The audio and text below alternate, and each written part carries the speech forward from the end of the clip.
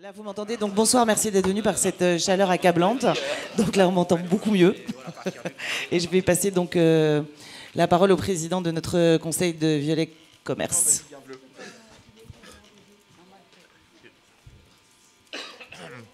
Merci, donc bienvenue à cette dernière réunion avant l'été.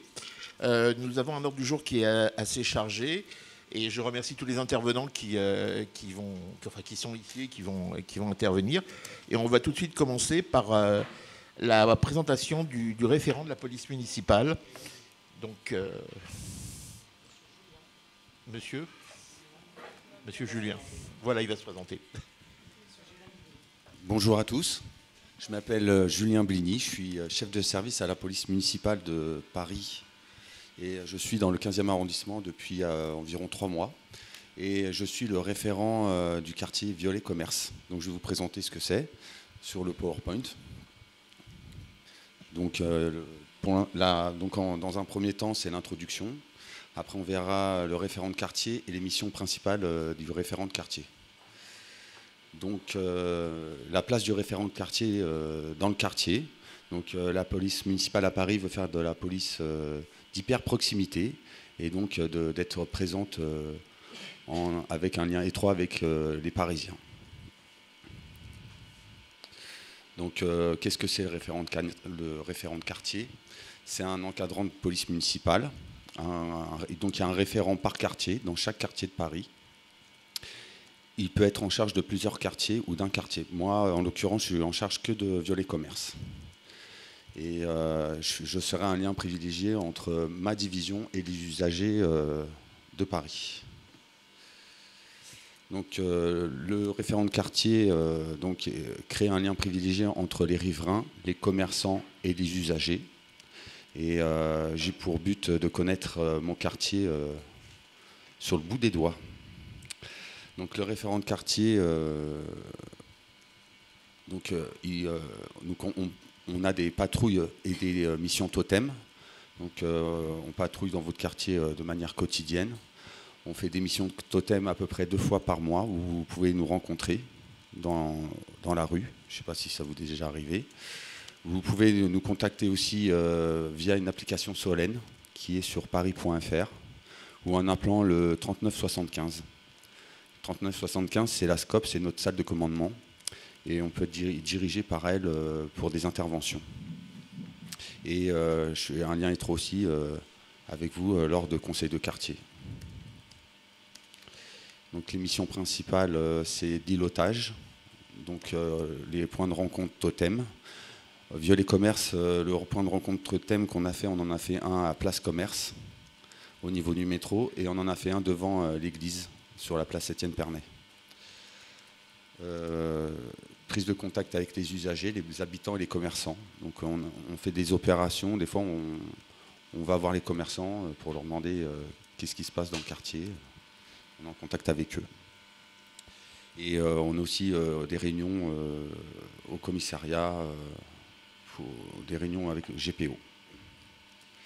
Les missions principales, c'est de réunir toutes les doléances des riverains, de maîtriser son quartier, donc connaître toutes les problématiques du quartier et mettre en place des opérations, des actions opérationnelles. Donc dernièrement, on a fait 4 opérations 360 dans le quartier Violet Commerce. C'est des opérations où sur 1 heure, il y a un nombre important d'effectifs de policiers qui rentrent en contact avec les commerçants. C'est de la visibilité pour assurer les riverains. Voilà, je vous remercie. Merci beaucoup et bienvenue dans ce quartier Violet Commerce. Est-ce que vous auriez des questions dans la salle? Vous êtes bien sage. Je crois que vous les avez impressionnés.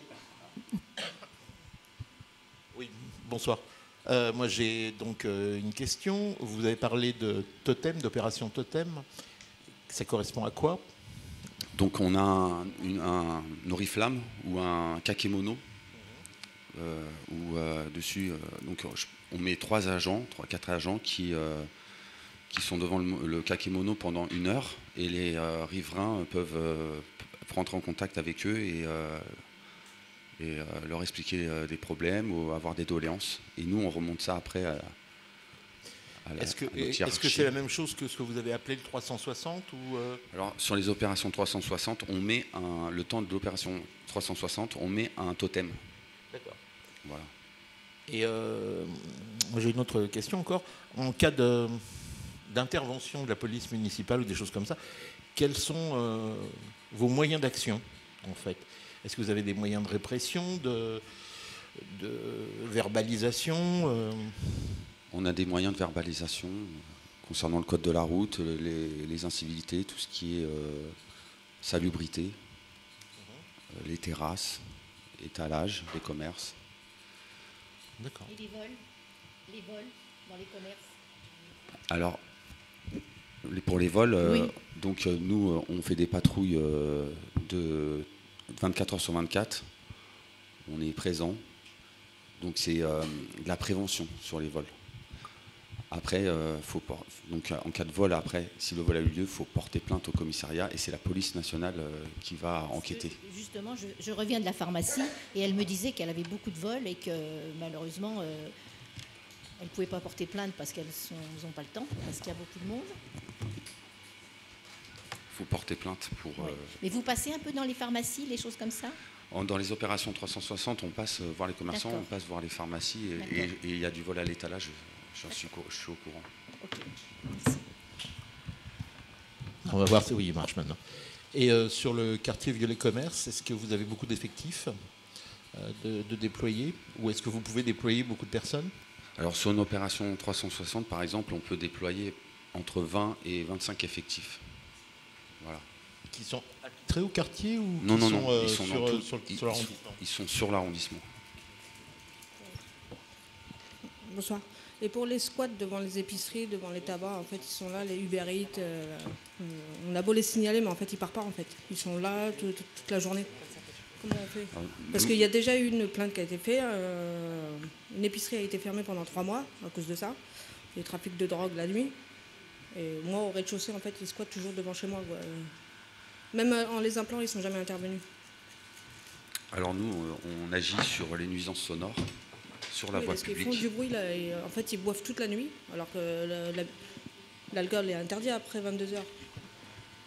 Ils vendent encore de l'alcool après 22h, et en fait, ils sont là, ils ne bougent pas jusqu'à 2-3h du matin. D'accord. Nous, on agit sur tout ce qui est nuisances sonores. Donc si vous êtes gêné par les nuisances sonores, on peut faire des évictions et des verbalisations sur ce genre de personnes. Est-ce qu'on a un moyen de vous appeler pour intervention? Il y a le 3975. Oui, j'avais aussi une autre question, peut-être pour compléter celle de Philippe sur les effectifs qui peuvent être mobilisés. C'est la question de la montée en charge des effectifs, parce qu'on sait que la police municipale a été créée il n'y a pas si longtemps, qu'il faut le temps de former, etc. Est-ce que vous pouvez nous dire, est-ce qu'on est déjà au maximum ou est-ce qu'il y a encore d'autres... est-ce que la présence de policiers municipaux va encore augmenter dans les mois et années qui viennent? La mairie de Paris recrute des policiers municipaux tous les ans, environ une centaine de policiers municipaux, et ils sont dispatchés dans tous les arrondissements. Et dans le 15e, il y a eu encore récemment des nouvelles recrues qui sont arrivées, et du matériel. On a eu des nouveaux vélos, par exemple, et on fait beaucoup d'îlotage. Et c'est à quel horizon l'atteinte des objectifs de recrutement? Vous avez une idée de ça ou pas? Non. Pas du tout. D'accord. Je vais peut-être Anthony Samama qui est notre adjoint. Ah, non, mais tiens, il va vraiment pas marcher. Hein. Ouais, c'est le micro de Philippe, il a fait des court-circuités ce soir. Donc bienvenue à Anthony Samama qui est notre adjoint au maire chargé de la tranquillité publique, de la prévention et de la police municipale. Et je vais lui laisser la parole pour qu'il nous fasse un petit topo sur cette police municipale.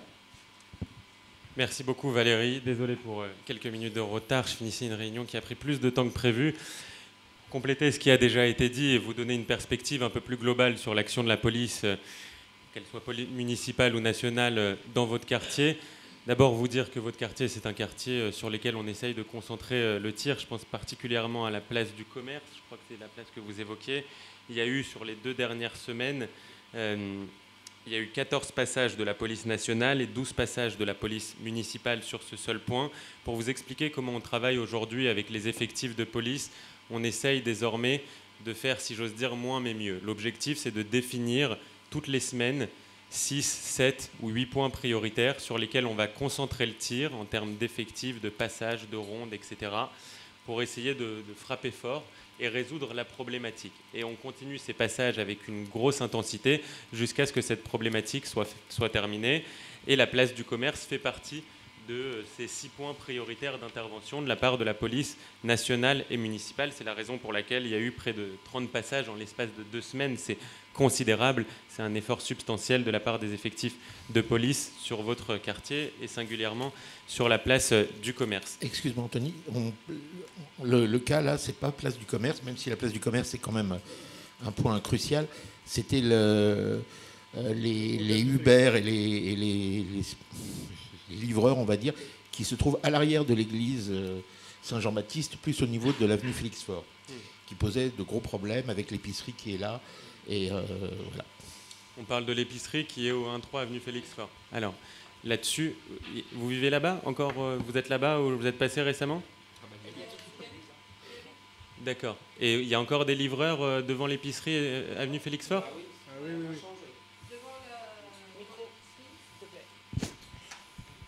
Devant l'épicerie, malgré qu'il a eu des relances. Devant le tabac qui est ouvert. Maintenant, il y a le Nanoprix aussi, ils sont toujours devant. Et ça jusqu'à 3h du matin. D'accord, parce que ce qu'on a essayé de faire sur cette épicerie, c'est de réunir d'abord les effectifs de Uber et Deliveroo, pour lesquels travaillent ces livreurs. Et on a défini avec eux ce qu'ils appellent une zone blanche, c'est-à-dire une zone au sein de laquelle les livreurs ne peuvent pas recevoir de commandes. Et on a fixé cette zone-là comme étant une zone blanche. Donc normalement, les livreurs ne peuvent pas recevoir de commandes et donc en général, ça les fait partir et ils ne stagnent plus à cet endroit. Sur l'épicerie, on a aussi réussi à obtenir une fermeture administrative il y a quelques mois qui a permis aussi de calmer les choses. Si vous me dites que la problématique est à nouveau là, on va intervenir de nouveau. J'avais le sentiment qu'on avait réussi à mettre un coup, si j'ose dire, important là-dessus. Mais je regarderai à nouveau sur cette épicerie spécifiquement et derrière l'église également. Parce que le problème, c'est que il y en a un qui habite juste à côté de l'épicerie. En fait, c'est ses potes. Donc, en fait, à chaque fois, ils viennent et ils se rassemblent tous en bas. Tous. D'accord. Donc, des fois, en fait, je retrouve des canettes de bière, parce que je suis au rez-de-chaussée, des gobelets de café et des bouteilles d'alcool, des mégots de cigarettes. Je peux même pas ouvrir ma fenêtre, c'est pas possible. Je comprends. On va intervenir. Je reviendrai là-dessus et j'aurai l'occasion de revenir vers vous après. Ensuite, vous donnez quelques chiffres quand même généraux sur l'action des services de police dans votre quartier. Sur les services de police nationale, il y a une baisse de 24% des cambriolages sur le quartier Violet-Commerce. Il y a eu plus de 437 faits qui ont été constatés depuis le début de l'année 2025, ce qui a donné lieu à 689 interventions de la part des effectifs de police. Sur le nombre d'interpellations, il y a eu 69 interpellations depuis le début de l'année 2025. Il y en avait 51 à la même période en 2024, l'année précédente. Donc il y a une hausse de 35% des interpellations et donc de l'action policière dans votre quartier. Concernant l'action de la police municipale, pour le coup, sur le quartier Violet-Commerce, il y a eu 159 PV pour ce qu'on appelle la lutte contre les incivilités. Ça regroupe les infractions avec des dépôts sauvages, ça regroupe les jets de mégots, les étalages et terrasses, les dépôts sur la voie publique, les nuisances lumineuses ou sonores.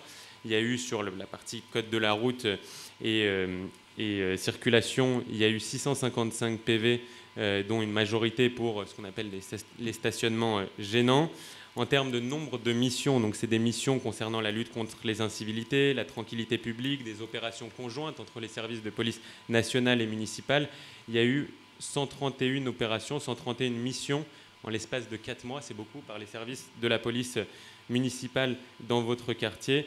Et sur les interventions suite à un appel, notamment le 3975 ou les Dans ma rue, il y en a eu 44, dont 28% pour des nuisances sonores sur la voie publique et 27% pour des stationnements gênants de gens qui se mettaient sur des bateaux devant des places de parking ou autres. Vous voyez donc que l'action de la police, elle est résolue, elle est importante dans votre quartier, elle est quotidienne et on ne lâchera pas tant que ces problématiques ne seront pas résolues. Et pour répondre plus spécifiquement à votre question, il y a aujourd'hui 2000 policiers municipaux à l'échelle parisienne. L'ambition qui avait été fixée par la ville d'ici 2026, c'était 5000.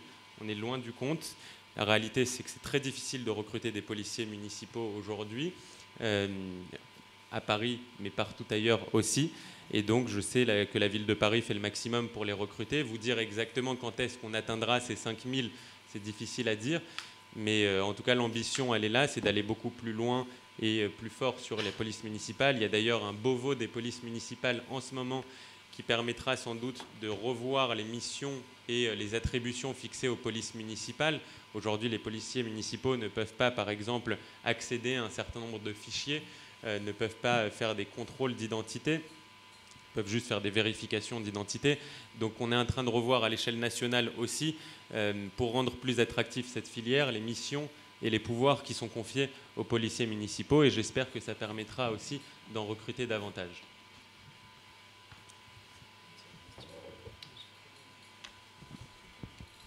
Oui. Est-ce que quelqu'un a des questions à poser?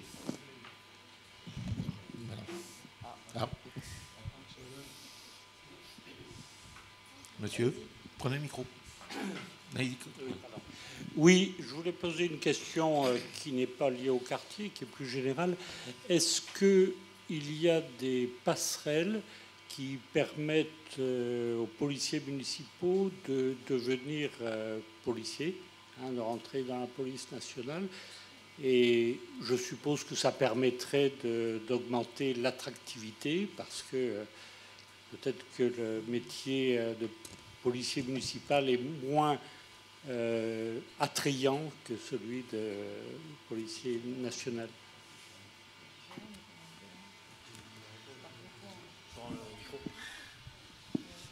Alors en fait, un policier municipal, gardien brigadier, est catégorie C, et les gardiens de la paix sont catégorie B.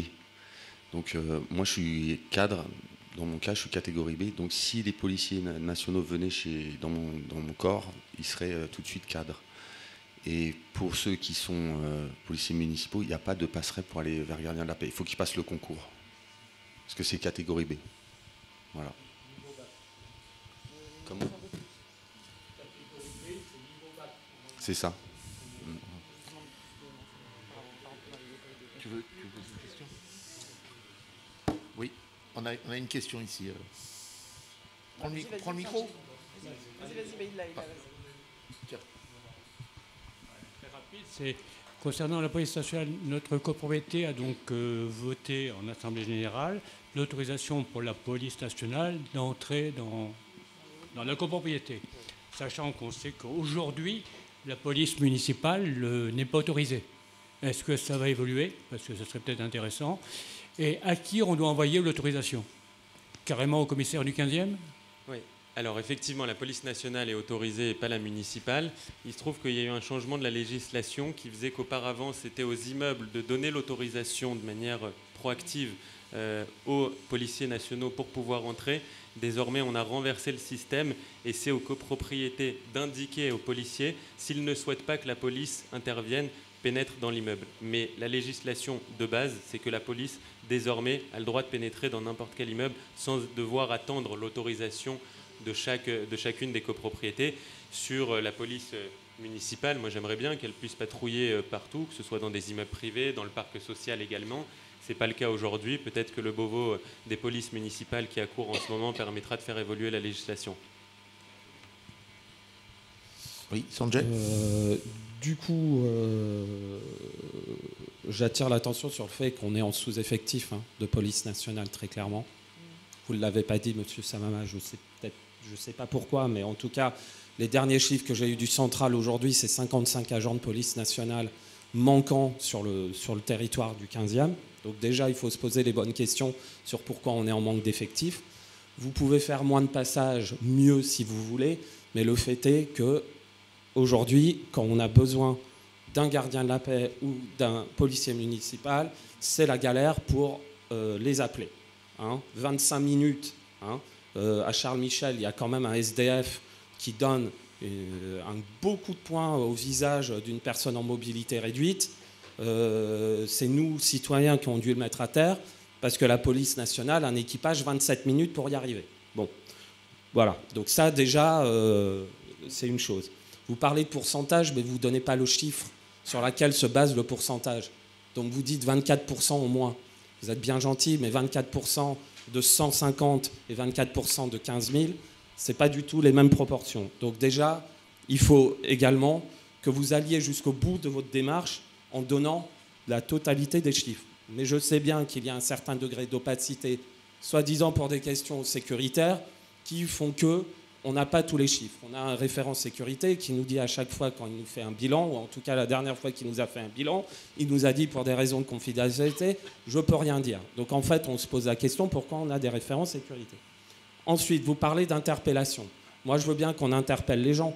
Mais si par la suite, ils sont libérés parce qu'on n'a rien contre eux, parce que justement, les charges portées contre eux n'aboutissent pas, ça ne sert strictement à rien.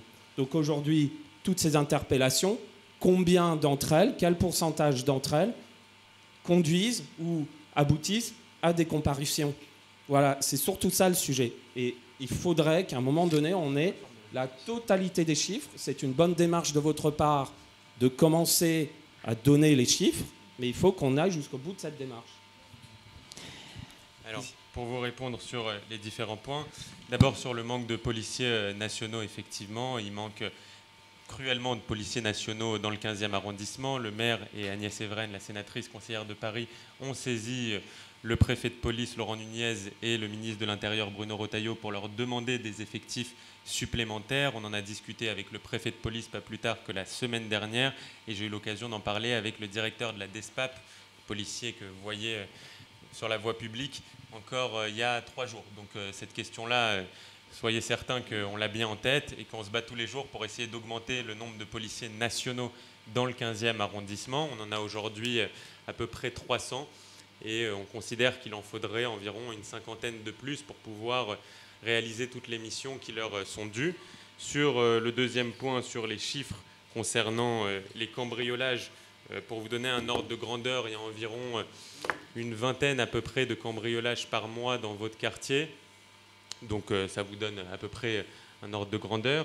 Concernant les référents de sécurité, à quoi ils servent, je ne sais pas si c'était vraiment le sens de votre question, je peux vous dire à quoi ils servent. Ils servent effectivement à faire remonter le plus d'informations possible aux effectifs de police qui patrouillent sur le terrain. Ils ne peuvent pas être partout, on l'a dit, on manque cruellement d'effectifs et donc on a besoin d'avoir le plus d'informations possible. C'est le sens de toutes les démarches qu'on a entreprises depuis maintenant 5 ans avec la nomination des référents de sécurité, avec le lancement d'applications comme Voisins Vigilants et Solidaires.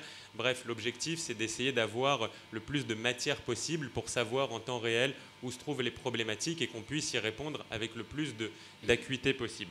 Ensuite, sur le nombre d'interpellations et les chiffres liés à la justice, je ne sais pas si c'est l'enceinte dans le conseil de quartier pour parler du rôle de la justice, mais effectivement, ensuite, le rôle des policiers, c'est de remettre ces jeunes-là ou moins jeunes devant une autre autorité, en l'occurrence l'autorité judiciaire. Après, ils sont indépendants et c'est à eux de les juger. Moi, j'ai mon avis sur la question et sur la manière dont traite la justice la délinquance des mineurs, particulièrement. On pourra en parler si vous le souhaitez. Je ne suis pas certain que ce soit le lieu. Mais effectivement, après, c'est une autre autorité qui a charge de juger ces jeunes. Et il convient que les réponses apportées par l'autorité judiciaire soient le plus exemplaires et fermes possible. Merci beaucoup Anthony. Je pense que tu as bien répondu à M. Sanchez-Dumière. Est-ce qu'il y a d'autres questions? Non? Très bien. Oui. Je ne vous voyais pas derrière le poteau. Excusez-moi. Allez-y. Bonsoir. J'ai entendu monsieur tout à l'heure parler de la question des terrasses de café. Place du Comte à Venessin, il y a un café qui manifestement déborde son autorisation d'occupation de l'espace public. Ça a été signalé plusieurs fois dans ma rue. Et, ça, pardon, quel café? Les Trois Garçons. Voilà, ça a été signalé. Moi, j'ai signalé une première fois il y a quelques années. Ça avait été résolu. Effectivement, il était revenu à une occupation raisonnable. Et là, depuis 2 ans, c'est sans effet. Les signalements qu'on peut faire. Très bien. On interviendra, vous faites bien de me le dire. On essaye d'intervenir sur 100% des dans ma rue qui sont des notifications via dans ma rue qui nous sont envoyées. C'est une charge de travail importante pour la police municipale, pour aussi les services de la propreté, mais je crois que c'est important de promouvoir des applications et des outils et derrière d'y répondre, sinon ça n'a aucun sens.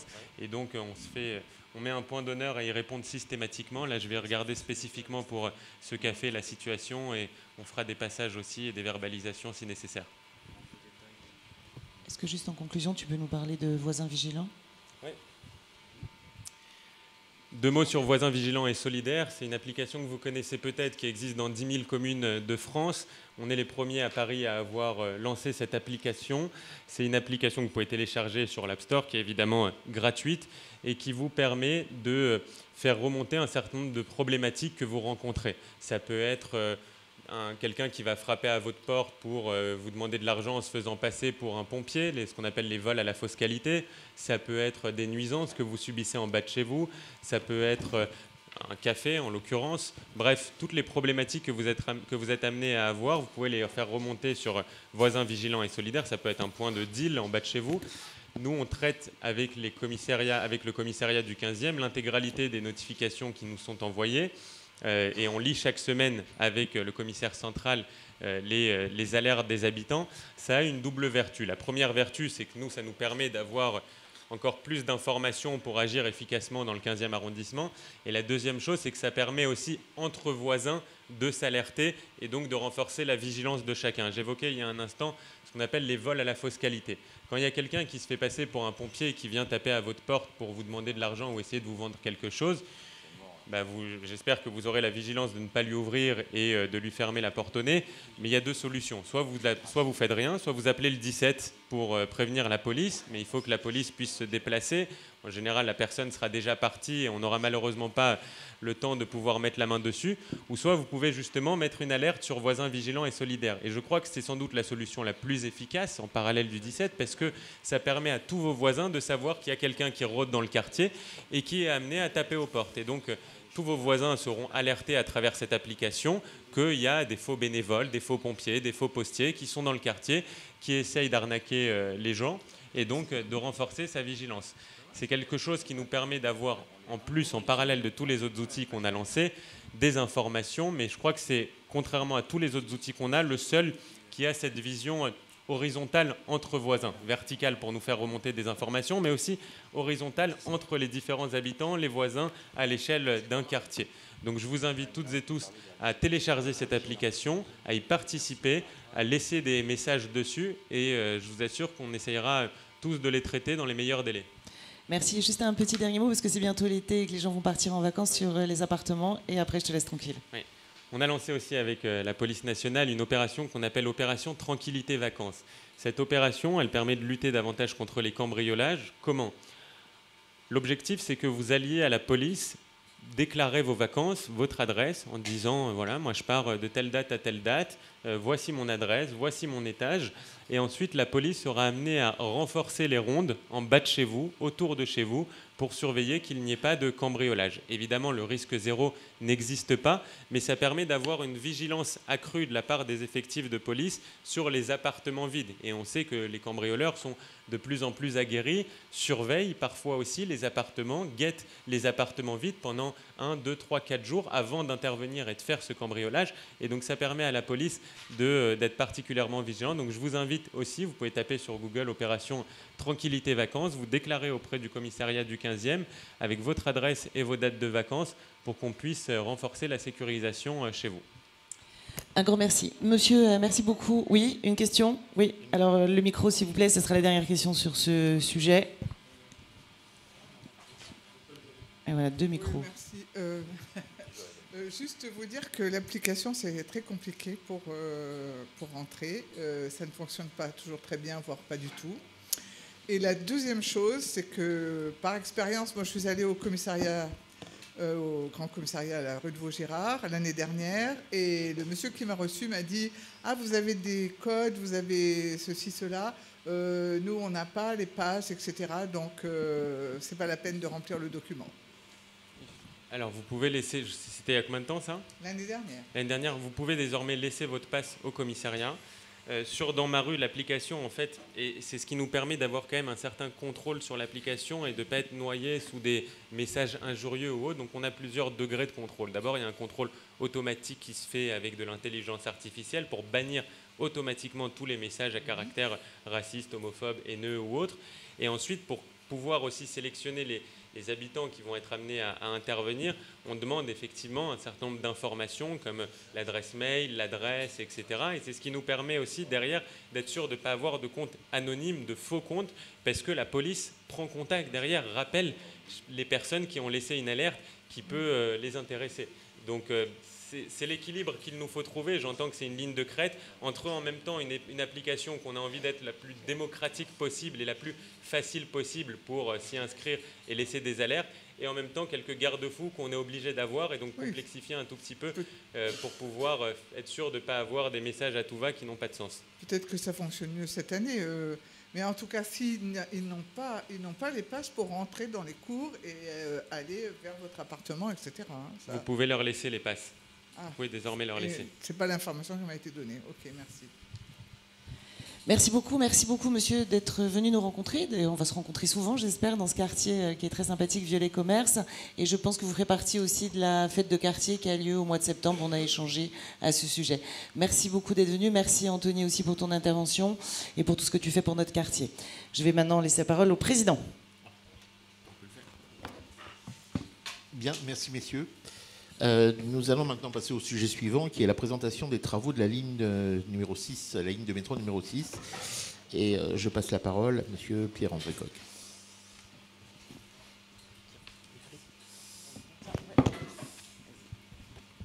Oui, bonsoir. Donc, je suis Pierre-André Coq, et je suis conseiller d'arrondissement et je suis délégué au transport. Et donc, je fais le lien entre la mairie, les élus, les habitants et en particulier la RATP, et un petit peu également la SNCF pour l'emprise Montparnasse et les voies ferrées. Et là, donc, on va vous faire la RATP. Donc, nous sommes très heureux d'accueillir le directeur de la ligne 6 avec son adjoint et un monsieur qui s'occupe de l'exploitation, le chef de projet exploitation, et qui vont vous présenter les différents travaux qui vont être accomplis sur la ligne 6, qui sont déjà en cours. En particulier, vous avez la fermeture de la station Cambronne pour la réfection des escaliers et surtout la préparation de toute la ligne 6 pour accueillir le nouveau matériel qui va arriver. Donc le directeur nous en dira un peu plus. Et donc, je les remercie au nom du maire et au nom de tous les élus à la RATP d'être présents ce soir parmi nous. Non, il n'y a pas de renouvellement de matériel sur la 6.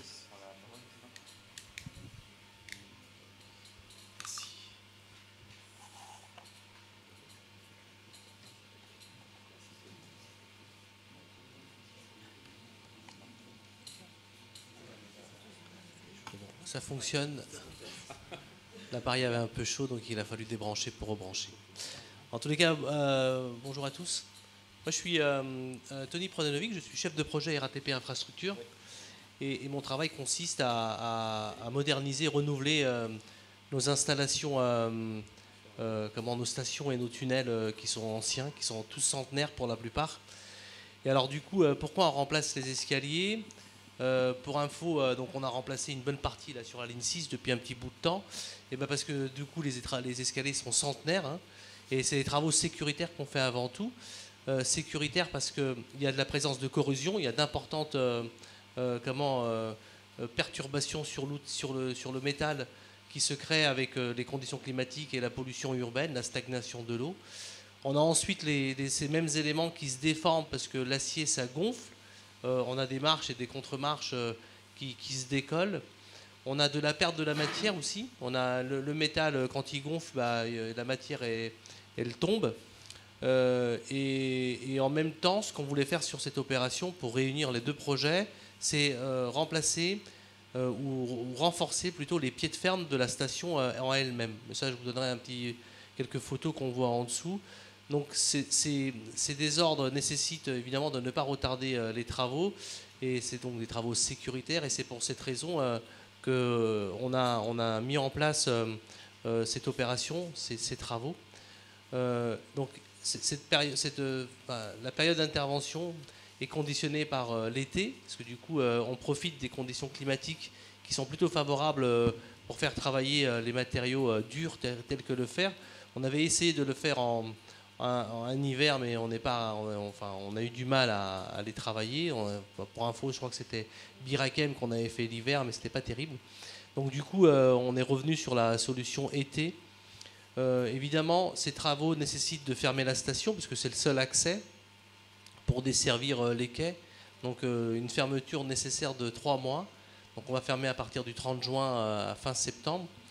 Qu'est-ce que je peux vous dire? Ces travaux ont démarré en début juin, parce que du coup il y a des travaux préparatifs avant la fermeture, et ils vont se terminer fin novembre. On a démarré donc la mise en place des emprises en voirie. Ça c'est un planning directeur, moi, qui me permet de situer très rapidement en fonction de la période dans laquelle on est situé, si on a du retard ou si on est dans les délais. À savoir que si on a du retard, on a une solution de repli, c'est de travailler plus tard dans la journée, évidemment, plus d'heures de travail dans la journée. Et quand on est à l'heure, on travaille des heures normales de 7-8 heures par jour. Et en fait, ce planning montre aussi que pendant la fermeture, on dépose, là on a sur le côté gauche, on a, je ne sais pas si vous le voyez depuis vos sièges, mais en premier on a l'installation de chantier. Le 2, c'est la fermeture, donc, qui démarre le 29 juin. Ensuite, on a la dépose de l'escalier de la toiture, et ainsi de suite, jusqu'à la réouverture de la station. Donc on va ouvrir, non en mode dégradé, mais on va ouvrir avec des petits travaux de finition qu'on fera post fin septembre.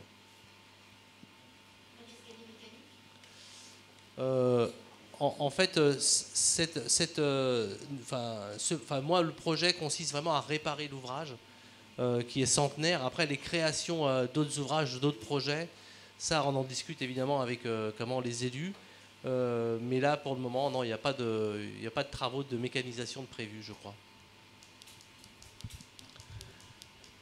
J'avais juste une question pour vous, excusez-moi. Quand on a une station qui est fermée, on a forcément un report de flux, parce que les voyageurs, du coup, doivent descendre une station plus loin ou une station avant. Du coup, on sait que la station suivante, c'est la Motte Piquet-Grenelle, qui a quand même une station à 3 lignes.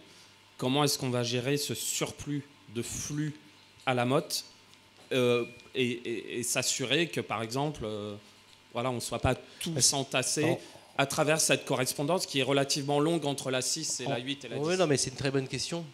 Effectivement, on fait des études en amont sur ce qu'on appelle des reports de charge, qui nous permet de garantir, de nous assurer que la station, les stations encadrantes, parce que du coup les 2 stations peuvent être concernées, que effectivement elles sont dimensionnées pour recevoir les voyageurs. Alors, je dirais par chance qu'on a, c'est que Cambronne, c'est pas une très grande station, c'est une station de catégorie 5 de mémoire, donc qui a peu d'effectifs, donc c'est largement favorable dans les calculs de flux et de charges voyageurs. Donc, la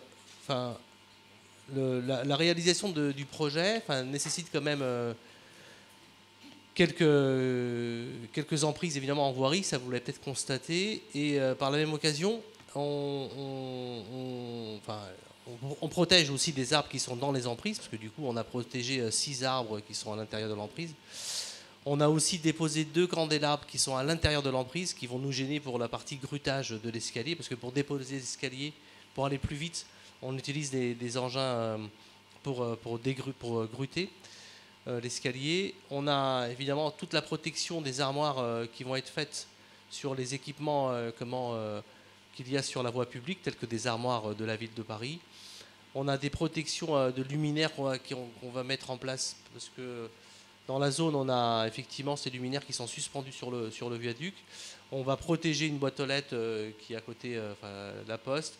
Et on va consigner, là on n'avait pas le choix malheureusement, une station vélo, parce qu'elle est dans l'emprise de chantier, dans la zone où on va entreposer le matériel.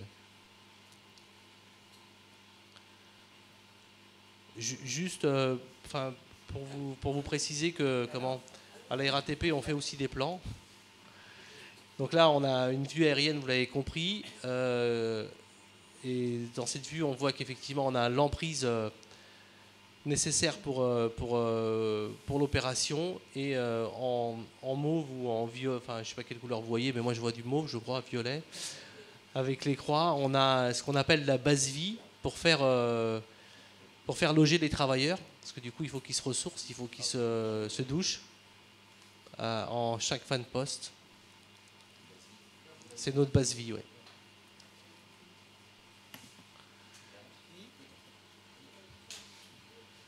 Et donc, ouais, vous avez peut-être vu, mais très certainement même remarqué dans vos boîtes aux lettres, on a fait de la com riverain.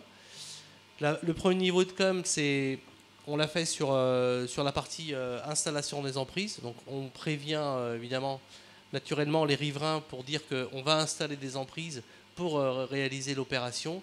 Et ensuite, vous recevrez dans quelques jours un deuxième courrier pour vous prévenir que nous sommes dans les délais et qu'on va réaliser les travaux à partir de 30 juin jusqu'à fin septembre. Je vous ai mis aussi une petite photo pour vous montrer les emprises. Alors c'est peut-être avec le jour, on ne le voit pas très bien, mais voilà, on a mis en place les barrières au pourtour du viaduc, pair impair, pour mettre en place nos installations de basse vie et venir recevoir les machines pour faire le groutage de l'escalier. Si vous avez des questions. Avant, excusez-moi, mais je veux simplement apporter aussi une précision.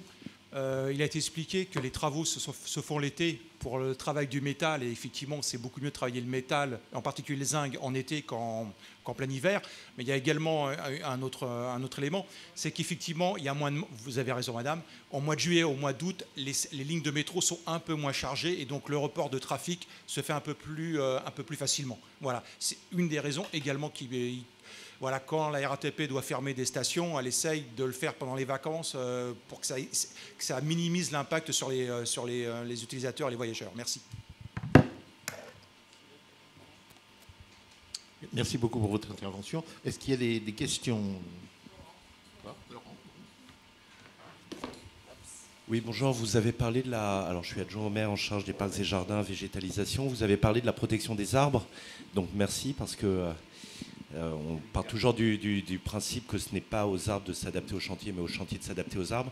Est-ce que vous pourriez, j'ai pas eu l'occasion de passer, est-ce que vous pourriez expliquer un petit peu comment vous les avez protégés, ces 6 arbres? J'ai pas le détail de la nature de la protection. Alors ce qu'on fait habituellement, c'est qu'on met des planches en bois pour venir effectivement protéger les faces de l'arbre.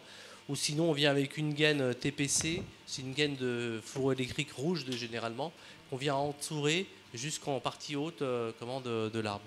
Mais là, non, comme c'est très récent, j'ai pas eu l'occasion d'y passer et de vérifier. Ah ouais, c'est l'objectif, je dirais principal, c'est effectivement, le premier objectif à la RATP, c'est 0 accident évidemment. Et après, c'est toutes les installations connexes et autour de nos chantiers, et on y veille parce que, comme je vous l'ai montré tout à l'heure, on fait des études en amont, on essaie de comprendre où sont situées les installations, quels sont les moyens et les bras de levier pour venir gruter les ouvrages. Donc théoriquement, on respecte ce qu'il y a en place. Oui. Merci. Est-ce qu'il y a d'autres questions sur la RATP? Oui, au fond là-bas. Oui. Bonsoir, petite question, je n'avais pas très bien entendu. Il y a un ascenseur là-bas ou pas? Et il est prévu de commencer à y mettre des ascenseurs? Je crois que ça fait partie des priorités. Bonjour. Merci. Merci de m'avoir invité. Je suis le directeur de la ligne 6, voilà, Philippe Plessis. Cette question, elle est pertinente, monsieur. Elle est très pertinente, mais elle est assujettie à un autre programme, en fin de compte. Elle est assujettie à un programme que vous avez certainement déjà entendu parler à travers la presse. C'est un programme qui tient à cœur à Valérie Pécresse, dans le cadre d'IDFM, présidente de région, et qui a lancé un vaste programme qui ne fait que débuter, en fin de compte. C'est un programme qui va apporter certainement une réflexion plus aboutie, mais dans quelques années, puisque la ligne 6, en tout cas, a été choisie pour ce programme, pour être expérimental. Cependant, il faut faire des études auparavant, des études d'infrastructures lourdes, et de permettre très certainement à quelques stations pilotes de bénéficier dans un temps certain d'être équipées justement pour l'accessibilité au PMR et UFR. PMR, personne à mobilité réduite, UFR, utilisateur de fauteuil roulant. C'est un projet qui a été initié à la mairie de Paris en avril de cette année, avec toutes des conditions de financement sur les préétudes. Donc il faut déjà trouver le financement des préétudes. Il a été établi avec des clés de répartition entre la région, la mairie et d'autres intervenants, on va dire, majeurs dans cette politique d'accessibilité. L'objectif de ce grand programme, qui va correspondre, tel qu'il a été signifié, à 20 milliards d'euros sur pratiquement 20 ans, voilà, quand on parle du réseau, pourrait débuter, si les études sont favorables, aux alentours de programmes de la région d'Île-de-France qui sera renégocié à partir de 2028. Voilà. Mais il faut pratiquement 2 ans d'études pour trouver les meilleures solutions pour équiper des infrastructures telles que la ligne 6. Et pourquoi la ligne 6 a été choisie? Parce qu'elle est complexe. Elle est complexe dans son infrastructure. Elle est complexe parce qu'elle est aérienne. Elle est complexe parce qu'elle est souterraine. Et elle répond, on va dire, à un microcosme du réseau, tout simplement. Et que si on réussit à faire des choses sur la ligne 6, on peut penser qu'on le fera sur la plupart des stations du réseau parisien. Mais il faut garder présent à l'esprit que le réseau parisien est un réseau historique, un réseau, un des plus vieux réseaux, c'est le 2e plus vieux réseau du monde. Et ce réseau nous oblige à forcément étudier des chantiers qui pourraient être pharaoniques. Car tout est imbriqué, les infrastructures sont vieilles, complexes, c'est un mélange de tout. On sait le faire très simplement, et c'est évident qu'il faut le faire sur tous les prolongements de lignes, les nouvelles stations qu'on va mettre en œuvre, parce que tout ça, c'est intégré dans l'étude et c'est intégré aussi dans les besoins de la société. Cependant, quand on touche cette fois-ci à l'historique, les choses ne sont pas pareilles, ne sont pas les mêmes. Donc, vous allez me dire, je n'ai pas répondu à votre question. Mais en partiel, j'ai répondu que la ligne 6 serait la première ligne, si les choses aboutissent, serait la première à bénéficier de stations avec de l'accessibilité, soit, comme je l'ai entendu tout à l'heure, avec des appareils mécanisés élévateurs, ou soit avec des ascenseurs. La ligne 6 est déjà dotée de certaines stations, bien évidemment, d'ascenseurs. On parlait tout à l'heure de Birakem, par exemple, qui a été rénové en patrimonial il y a quelques années. Cependant, la ligne Cambronne, aujourd'hui, fait partie d'un programme. Est-ce qu'elle sera choisie ou pas dans les stations prioritaires pour faire cette expérimentation? C'est trop tôt pour vous le dire. C'est vraiment un pilotage qui est région et opérateur transport. Là, nous, on est mandaté pour les études. Donc les études sont lancées. Les études sont lancées. Maintenant, il faut laisser la place aux ingénieurs de rendre leur copie et de se revoir d'ici aux alentours de 2027 pour avoir des prises de décision au niveau COMEX chez nous et au niveau région pour savoir quel projet sera vraiment développé. Voilà. Donc, on aimerait tous avoir, bien évidemment, nos stations équipées. Cependant, il faut du temps, autant. Quelquefois, le métro, ce n'est pas fait en 5 jours. Ce qui est important de savoir, c'est que la RATP est très sensible à ça. Très sensible aujourd'hui à cette approche de l'handicap, à cette approche aussi tout simplement de la mobilité réduite pour différentes raisons. On y met en place quand même des actions. La ligne 6 est une ligne certifiée Cap-Andéo. Ça veut dire que tous nos agents aujourd'hui sont sensibilisés, des conducteurs jusqu'aux agents stations, à l'handicap, et se doit, en fonction des arrivées des clients sur notre réseau et notre ligne particulièrement, d'être attentif à l'accompagnement de ces personnes, dans la mesure, on va dire, structurelle possible pour les accueillir. Je voulais juste savoir très rapidement si vous pouvez nous parler éventuellement du nouveau matériel qui va arriver. Monsieur Koch disait que le nouveau matériel arriverait sur la ligne 6, mais ce n'est pas le cas. On a déjà une flotte rénovée. Est-ce que vous pouvez nous parler de l'arrivée sur la 8, la 10, la 12 ? Comment est-ce qu'on prépare une bascule sur du nouveau matériel ? Et la question que j'avais pour vous, c'est, on sait que quand on a un nouveau matériel, parfois il y a des problèmes de rodage. Comment est-ce que ça va jouer sur l'arrondissement et les habitants, cette phase de rodage ?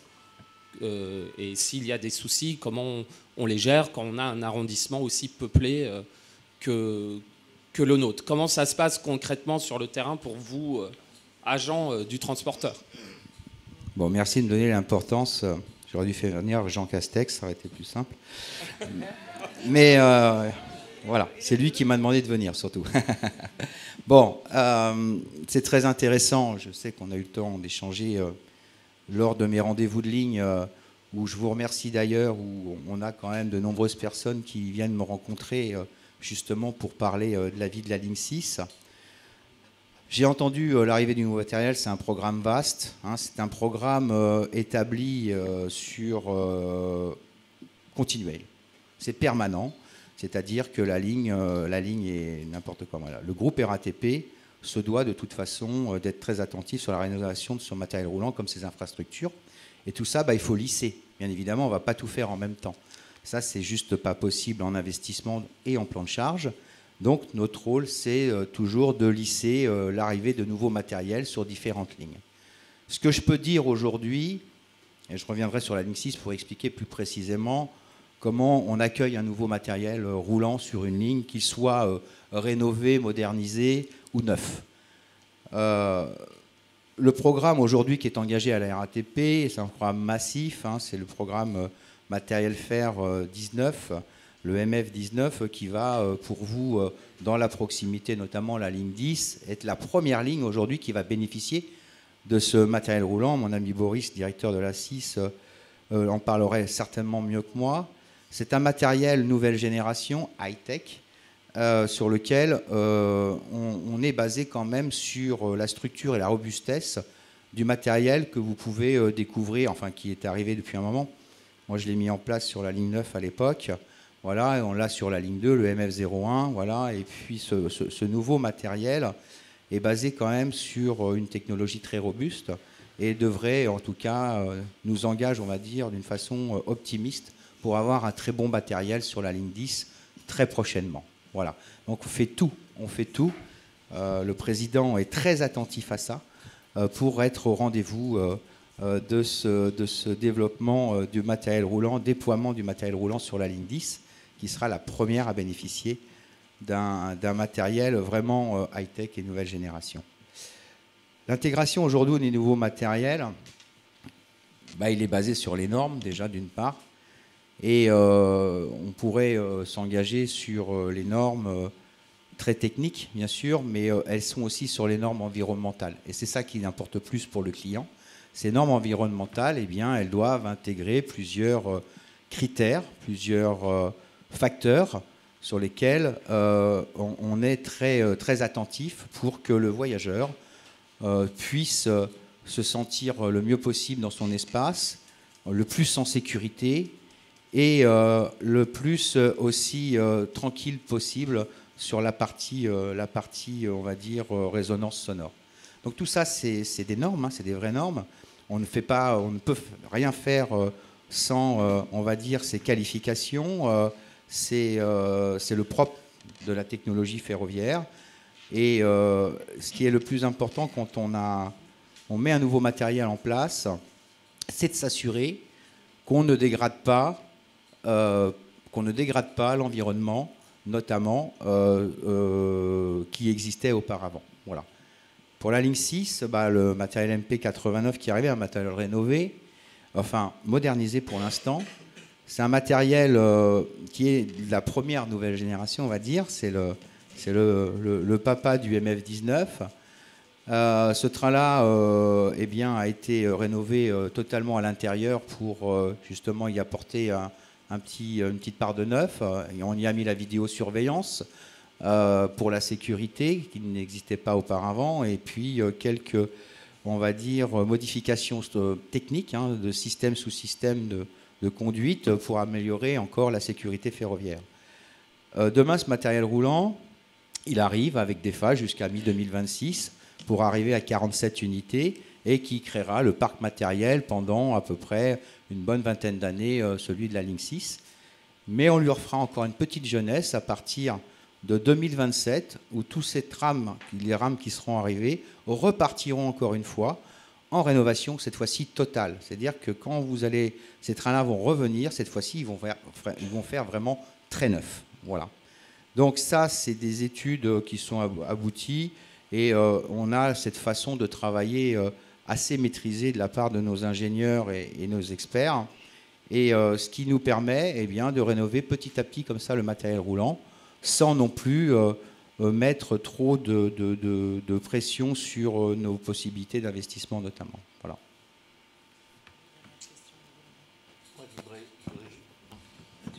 C'est bon ? Oui, je voudrais poser juste une petite question. Qu'en est-il de l'automatisation des rames? Est-ce que c'est prévu sur une ligne 6, 10 ou 12?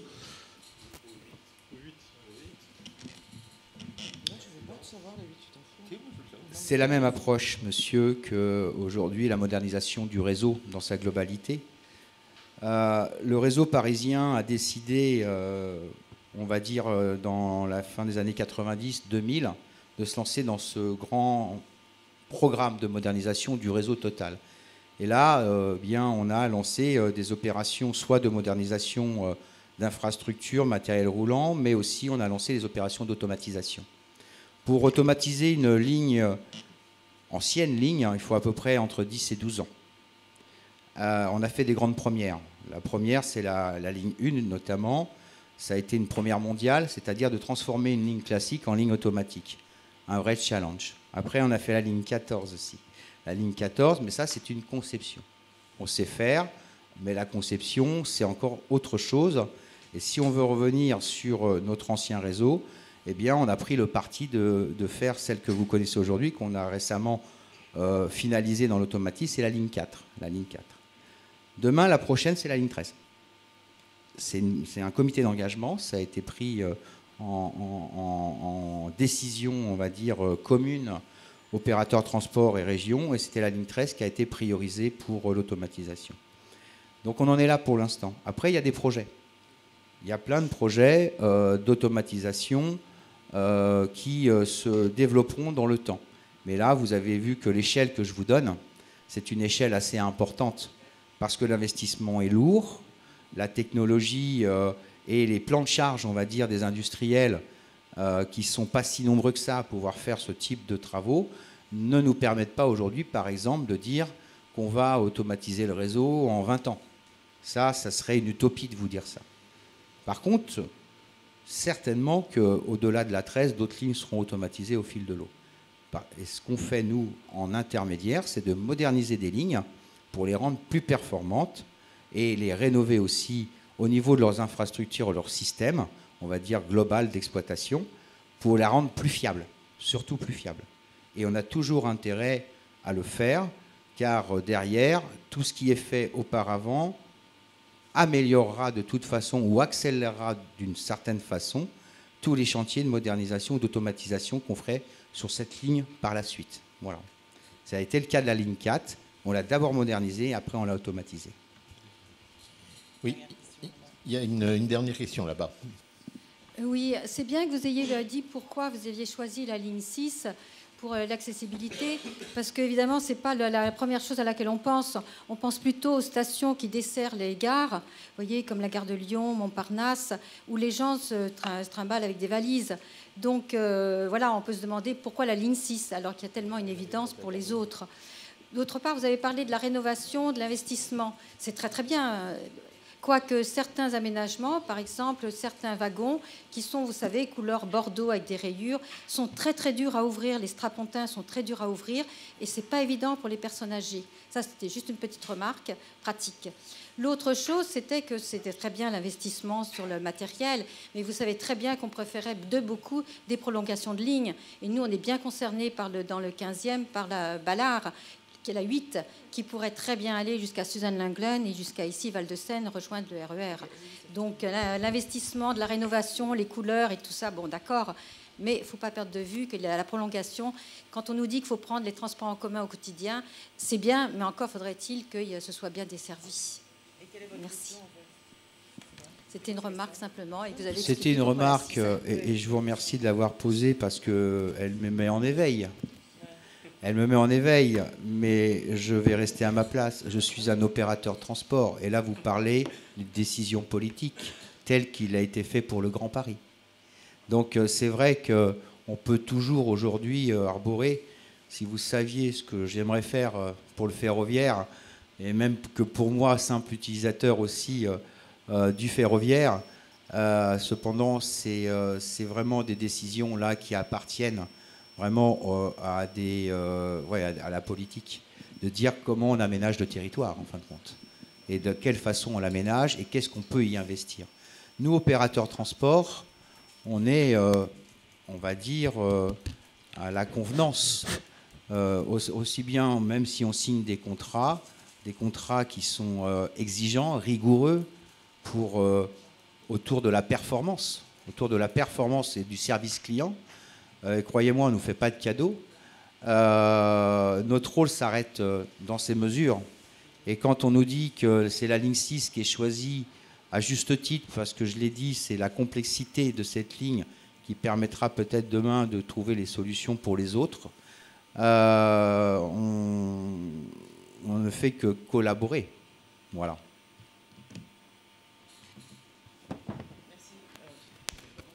Merci beaucoup. Donc nous allons. Merci pour votre intervention. Tu voulais dire quelque chose?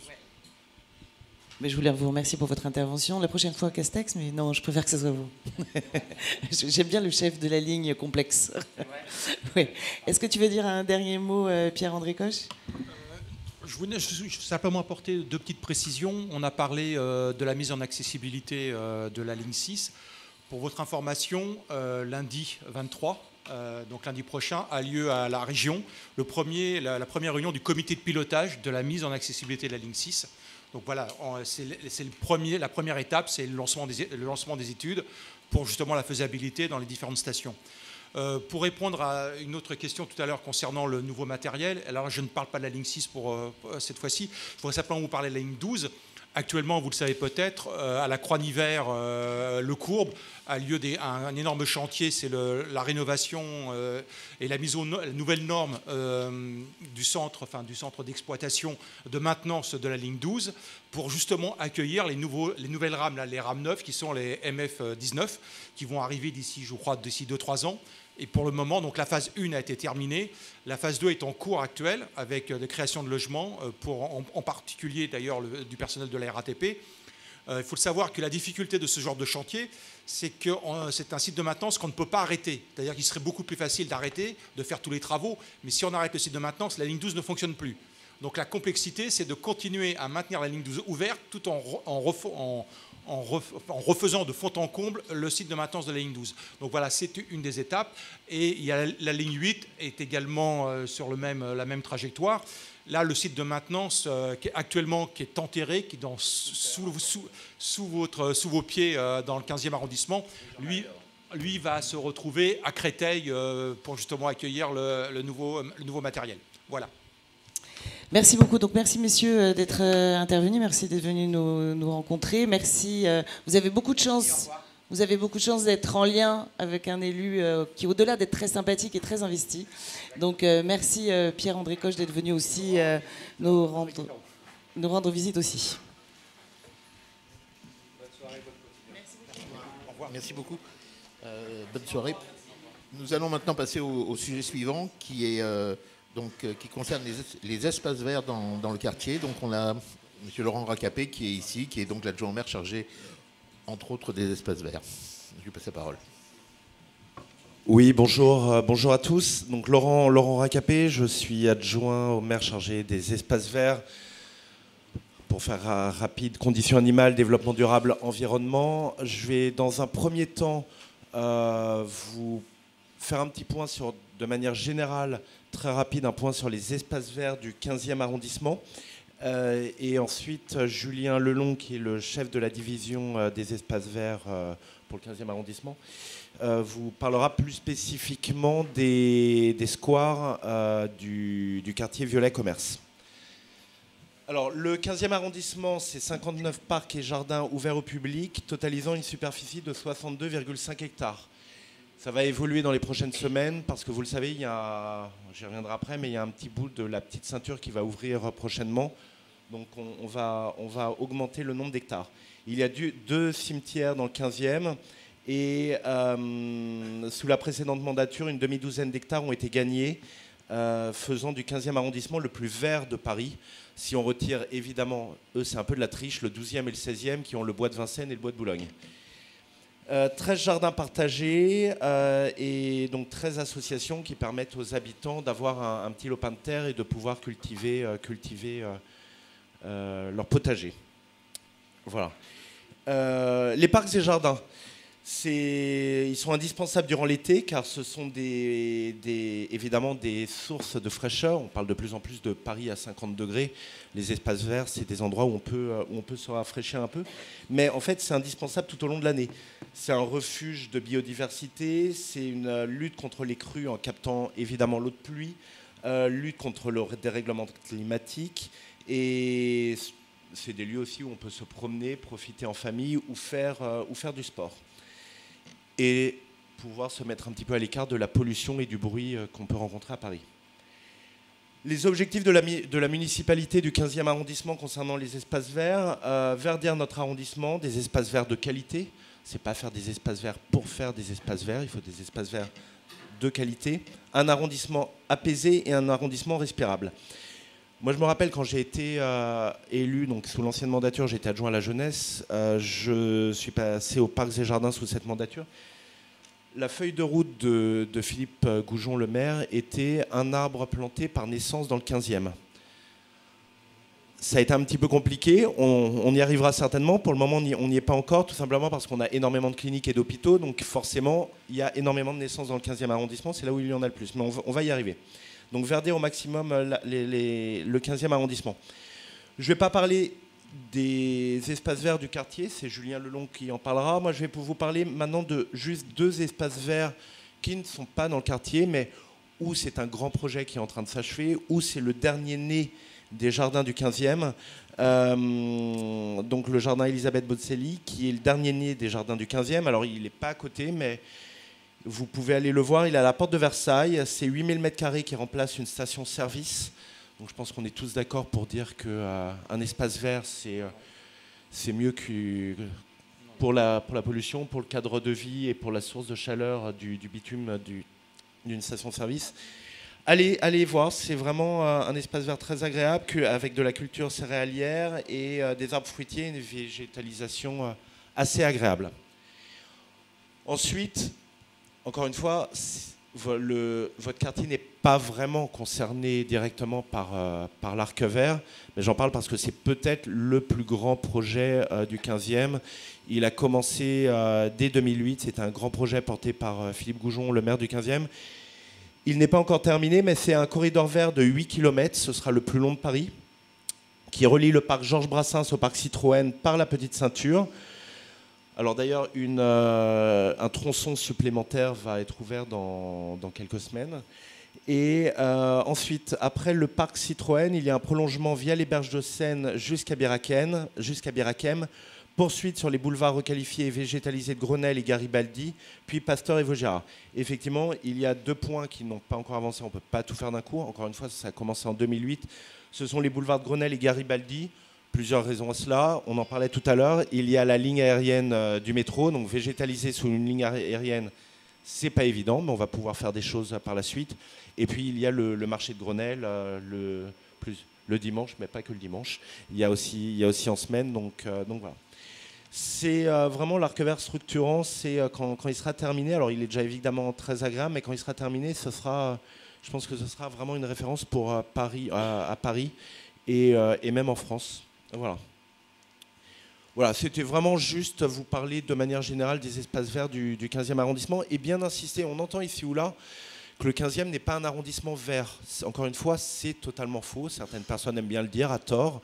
C'est l'arrondissement le plus vert, encore une fois, mis à part le 12e et le 16e arrondissement qui ont les bois de Vincennes et le bois de Boulogne. Je rajouterai aussi, parce que c'est un sujet qui me tient à cœur, ça va faire sourire mes collègues qui savent que j'en parle régulièrement, nous avons, ça dépend aussi de ma délégation, nous avons 4 caniparks dans le 15e arrondissement. C'est important. Alors ils ne sont pas dans le quartier parce qu'évidemment les caniparks, je pense qu'il y aura peut-être des questions par la suite, les caniparks, il faut de l'espace, on ne peut pas en faire n'importe où, on essaye de le faire bien, mais voilà, ils sont plutôt aux extrémités du 15e arrondissement, mais si vous avez des idées d'endroits, n'hésitez pas, je suis un fervent défenseur des caniparks. Je laisse maintenant la parole à Julien Lelong pour vous parler plus spécifiquement des squares et des espaces verts dans le quartier. Merci beaucoup. Bonsoir. Je profite de la présence de Julien Lelong pour remercier toutes les personnes qui travaillent sur les parcs et jardins. Si vous pouvez leur transmettre le message, je le dis à chaque réunion, sont vraiment des passionnés qui font leur métier, évidemment, parfois dans des conditions compliquées du fait des aléas climatiques. Et n'hésitez pas à leur poser des questions, à les remercier, ça fait toujours plaisir, et à leur poser des questions. Ils aiment vraiment leur métier et ils sont toujours partants pour vous donner des conseils de jardinage. Donc un grand merci si vous pouvez transmettre à vos équipes. Je le ferai bien évidemment. Merci de m'avoir convié à ce conseil de quartier.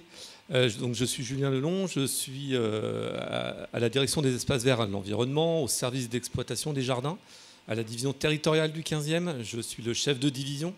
Donc c'est, comme l'a dit Laurent Racapé, c'est vraiment l'ensemble de mes équipes que vous rencontrez au quotidien dans les espaces verts. Nos missions premières, c'est vous accueillir dans les espaces verts et entretenir aussi tout ce patrimoine horticole. Donc on s'y attelle 7 jours sur 7, toute l'année, on vous accueille dans nos jardins. J'ai fait un petit focus plus particulièrement sur les actions que nous avons menées récemment ou ce qui va arriver et les projections que le maire nous a données comme objectif dans votre quartier. Remettre quelques éléments, les éléments de projection. On souhaite revoir l'aménagement dans le cadre d'un budget participatif de la place Estienne-Pernay. Redonner vie à cette place qui manque cruellement d'usage positif. Sur l'espace public aussi, forcément, la végétalisation de l'espace public, c'est un axe très important de la politique du 15e et de la maire de Paris. On fait des campagnes de redensification vraiment de l'espace public. Et sur ce quartier, on a ces jardinières rue du Commerce qui sont vraiment ouvertes sur la rue, qui parfois aussi subissent les mésusages. Donc toutes mes équipes en espace entretiennent vraiment toutes ces jardinières. Pour nous, c'est important. On vient de récupérer l'exploitation des jardinières de la rue Frère Morane, bientôt de la Croix-Nivert. Sur le square Violet, on a l'atelier de jardinage qui est basé sur le square Bella Bartok. C'est 35 agents. Donc on n'est pas simplement sur ce quartier, on est vraiment sur un sixième du 15e arrondissement. On a mené depuis l'hiver dernier des travaux de rénovation des pelouses, mais aussi on a inséré une prairie fleurie qui est fermée actuellement, qu'on va réouvrir très certainement fin août, début septembre au public. Pour nous, c'est des enjeux aussi de préservation de la biodiversité et d'étendre vraiment toutes les strates. Et la strate herbacée, elle est vraiment importante pour nous, avec des enjeux de biodiv derrière. Donc on aura repris 400 mètres carrés de pelouse accessible au public qu'on va vous redonner le plus vite possible. Toujours dans le jardin, le chef d'atelier veut créer une micro-forêt urbaine. Vous savez, ça fait partie aussi des engagements de végétaliser toutes ces grandes places à Paris. Et nous, on a pris en main ce sujet vraiment à l'échelle d'un quartier. Au sujet des arbres, on parle beaucoup des arbres d'alignement. Forcément, il y a un patrimoine très riche dans le 15e arrondissement, mais les arbres dans les jardins, c'est aussi ce qui va garantir les îlots de fraîcheur. Donc on a toujours nos plans de replantation de l'ensemble de nos arbres, et le Square Violet va participer à ce plan. On va replanter donc dans cette micro-forêt urbaine 6 arbres. Dans le jardin, qui est un patrimoine très riche, on va replanter 4 arbres. On est toujours sur nos décorations florales.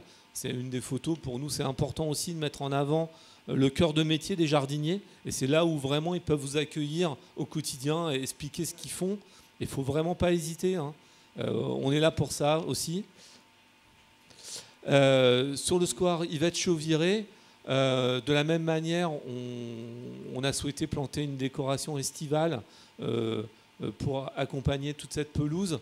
On va planter 4 arbres à l'hiver 2025-2026. Et puis on a mené un projet de rénovation de l'aire de jeu où on en avait vraiment besoin. Et je vais vous expliquer un peu toute la stratégie qu'il y a derrière la rénovation de ces aires de jeu, qui est vraiment un axe important pour nous, parce qu'on amène un usage positif et toutes les familles s'y retrouvent autour des jeux. Juste alors, un focus vraiment sur l'entretien des aires de jeu. On a tout un contrôle réglementaire que l'on fait en interne, un contrôle quotidien, des équipes, de mes équipes à l'ouverture des jardins. Donc ça, c'est aussi un gage de sécurité pour accueillir vraiment les enfants dans les jardins et sur ces équipements d'aires de jeu. Le 15e arrondissement a un patrimoine très très très développé. Ensuite, on a un contrôle trimestriel qui est réalisé par nos équipes techniques en division. Et ça nous permet comme ça d'avoir un carnet de bord de ces équipements. Et vraiment, pour nous, l'idée, c'est d'anticiper les rénovations et les réparations des jeux pour éviter la fermeture des équipements. Si on a une structure ou un jeu qui n'est plus réglementaire, on est obligé de fermer l'équipement au public. Et ça, on mène justement des projets en amont, même si vous avez l'impression que les aires de jeu ne sont pas si vétustes. En fait, on essaye d'anticiper pour trouver des financements et proposer un plan de remise en état auprès de la mairie. Et un contrôle réglementaire annuel qui est réalisé par un bureau de contrôle. Donc c'est vrai que cette stratégie que j'explique, pour nous, elle est importante, car elle permet aussi de trouver un maillage qui va au-delà du quartier. Forcément, les familles, elles grandissent, les enfants grandissent, ils sont petits, ils deviennent un peu plus grands, et puis ils deviennent adolescents, et après jeunes adultes, avec de nouveau des enfants.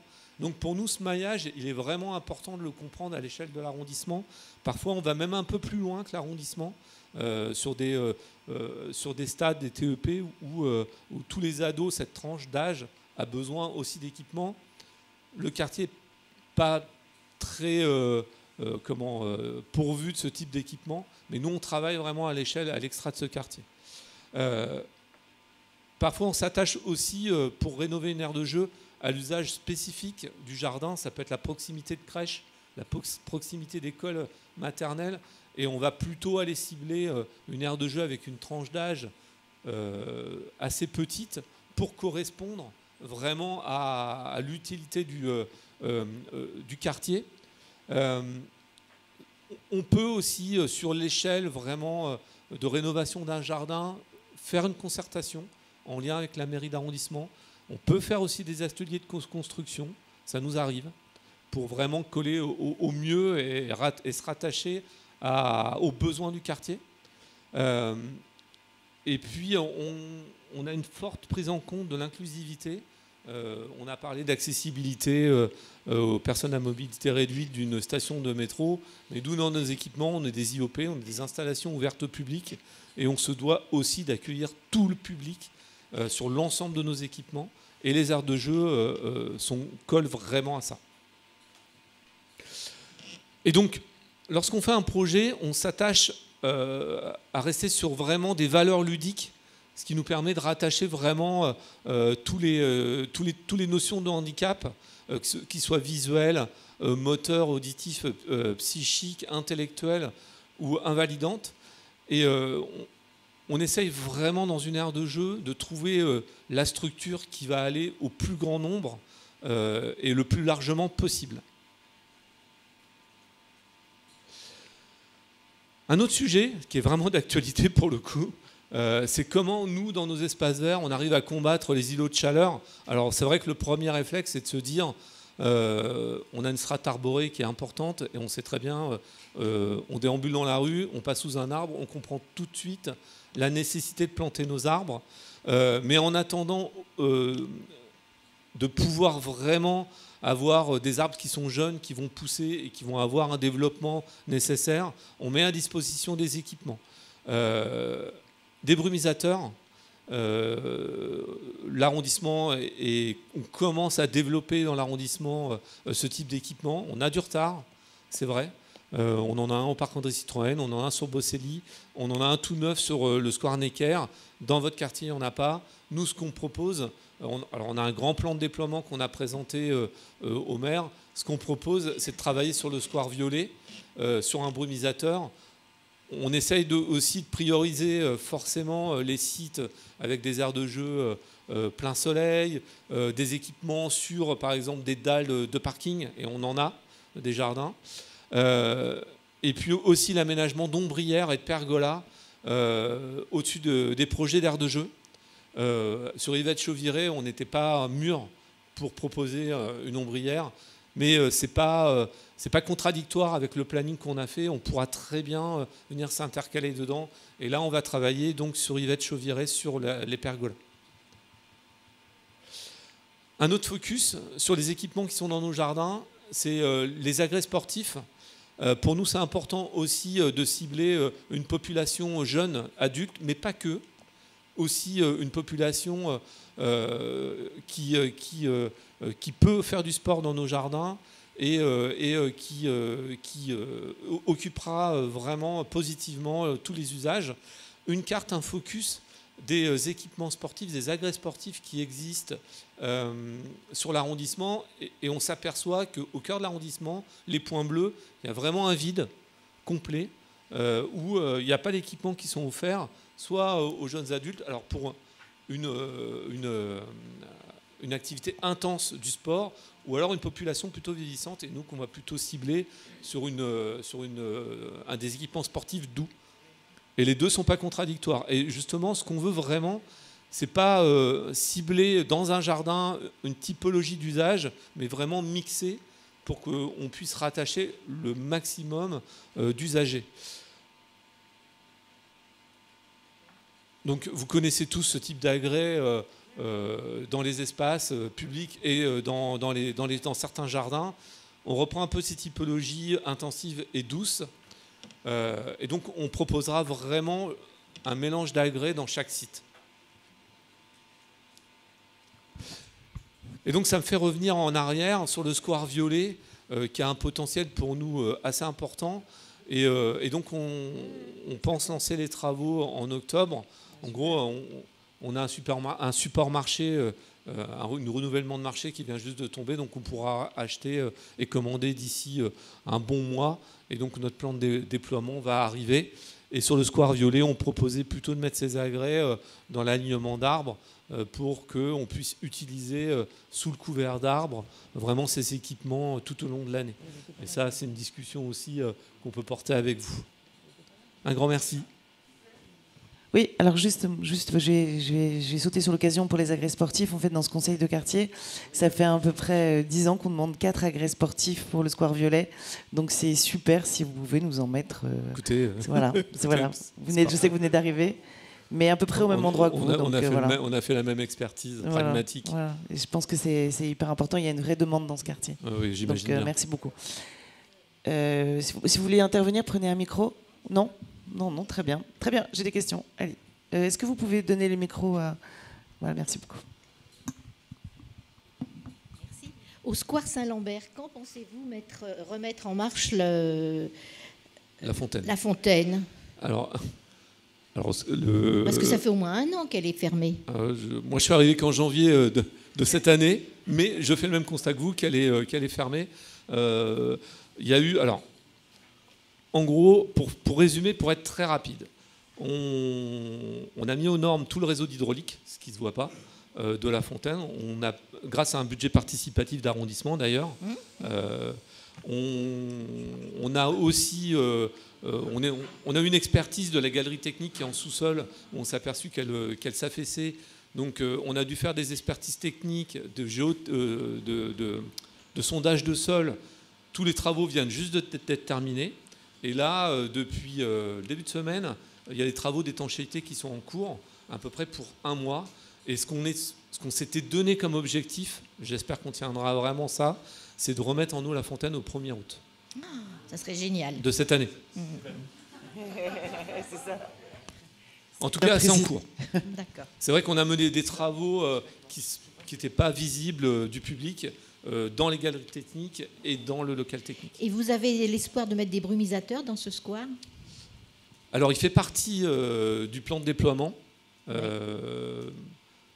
Pour l'instant, il faut qu'on puisse y travailler. Il faut y travailler. Hein. Alors, merci de me donner du travail, c'est très gentil. Non, mais on a un contexte de la division. On comprend bien que ces installations, elles sont vraiment importantes pour les usagers. Et ça, on n'a pas de souci, mais c'est vrai qu'on a eu un contexte de division. On a des agents au pôle technique qui sont partis. On a du mal à recruter. Il faut mener les projets de fond. On priorise, mais ça fait partie de notre priorité. Alors de l'argent, pour le coup, on en a un petit peu. Mais un petit peu. Suffisamment pour mettre un brumisateur à... Ils veulent vraiment pas marcher. Suffisamment pour mettre un brumisateur catégorie sportive au Square du Violet, un brumisateur au Square Yvette Chauvet. En tout cas, oui. Oui. Ce que je vous présente, on peut le financer. C'est super. Des questions ? Alors, madame, si vous voulez bien passer le micro, s'il vous plaît, juste devant. Oui, bonsoir. Pour le parc, le Square du Commerce, Yvette Chauviré, concernant l'aire de jeu, ça a été effectivement des gros travaux. L'aire de jeu est magnifique, c'est formidable. Par contre, il y a une chose, en tant que riverain, et ça s'entend jusqu'à la rue Violet, et on est tous d'accord, c'est qu'on a installé un xylophone. Ce sont 7 barres verticales à même le sol, sur lesquelles les enfants de tout âge tapent dessus toute la journée. Et je peux vous dire que du matin jusqu'au soir, c'est très, très difficile.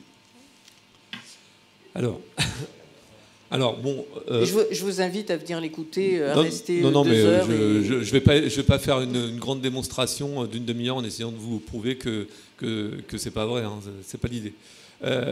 Pourquoi on a installé ce jeu ? Tout simplement parce que c'est un jeu inclusif.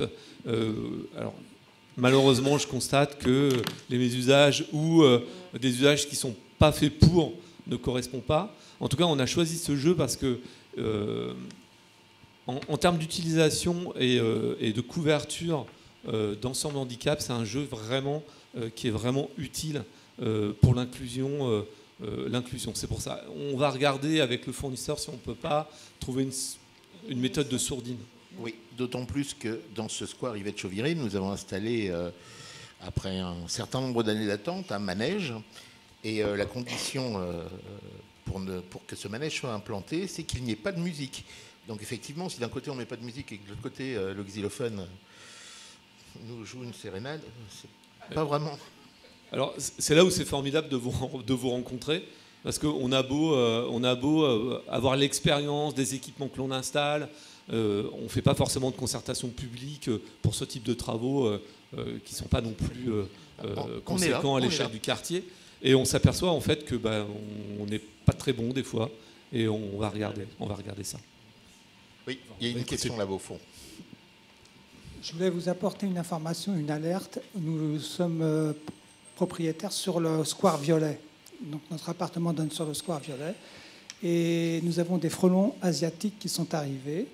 Donc j'ai consulté le gardien, enfin le responsable du jardinage du square, qui est quelqu'un de très bien d'ailleurs. Et il m'a dit qu'il y a déjà eu 2 ans, il y a eu 3 nids de frelons qui étaient présents dans ce square. Et là, donc, apparemment, il y en a qui sont revenus. Donc, je l'ai alerté. Il m'a dit qu'il va faire une inspection à l'intérieur du square. Et après, c'est à suivre. Voilà. Oui. En fait, bon, on a l'habitude des essaims d'abeilles, des essaims de guêpes, des essaims de frelons asiatiques. On a des prestataires pour ça. On intervient au moins une trentaine de fois dans l'année. C'est vrai qu'on est dans une période qui est un peu compliquée au niveau de la chaleur. On fixe un peu aussi... toute la biodiversité dans les espaces verts, ils sont comme nous, ils vont chercher la fraîcheur. Avec Nicolas Legendre, c'est mon chef d'atelier que vous avez dû avoir, on fait un point et puis on regarde s'il y a un nid, de toute façon, s'il y a un nid chez nous, sur le domaine de la DEV, il est enlevé souvent sous 24 heures. Oui, alors, je n'ai pas en tête la nidification des frelons asiatiques. Dans tous les cas, s'il y a un nid, on l'enlèvera. Mais s'il n'y a pas de nid, oui, bien sûr. Il est bien dans le square. Vous l'avez vu ou vous pensez qu'il est dans le square? Ah oui, donc en fait, vous ne savez pas s'il est sur l'espace de la DEV ou il peut être ailleurs. Il va faire une inspection, sachant qu'il y a 2 ans, il y en avait 2 aériens, 2 nids aériens et un terrien. Moi, je voudrais parler des espaces verts, enfin, du gazon que vous allez replanter, enfin revitaliser donc, sur le square Violet. Ça fait des années que le terre-plein central, le gazon est complètement pourri. Donc, est-ce que vous allez tout retirer et en remettre du neuf, changer la terre, faire... Qu'est-ce que vous avez l'intention de faire là-dessus? Parce que ça tient pas, ça tient pas. Ça tient pas parce que ça tient pas. Il y a plusieurs sujets. Le premier sujet, c'est la strate en dessous l'herbe. Est-ce que la terre a besoin d'un amendement organique ou pas?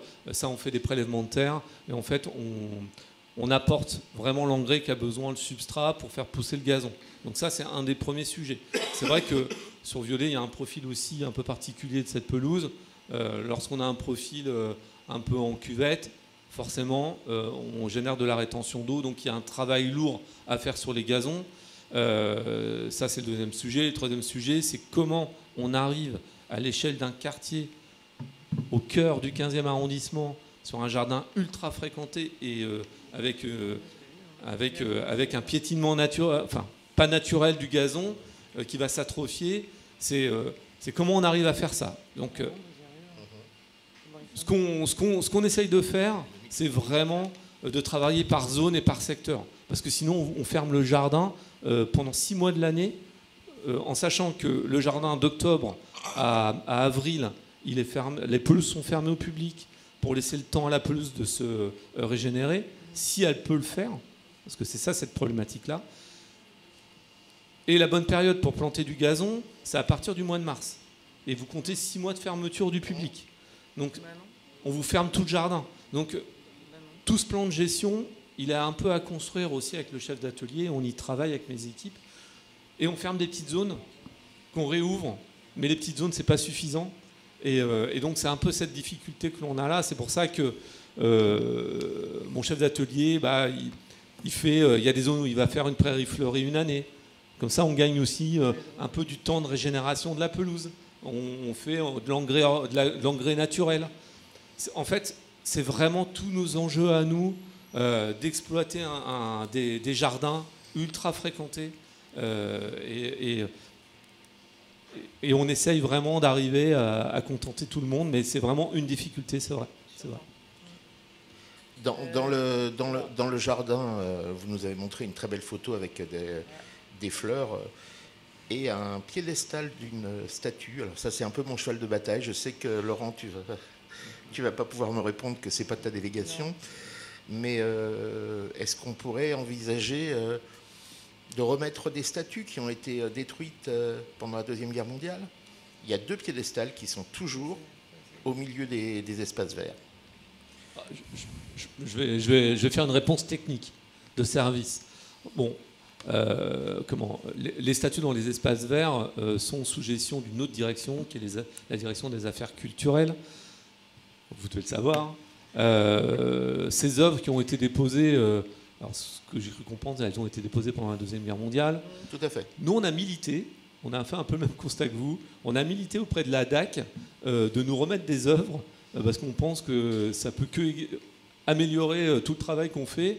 Et c'est vrai qu'on a du mal à se faire entendre, parce que les affaires culturelles ont aussi des problématiques budgétaires.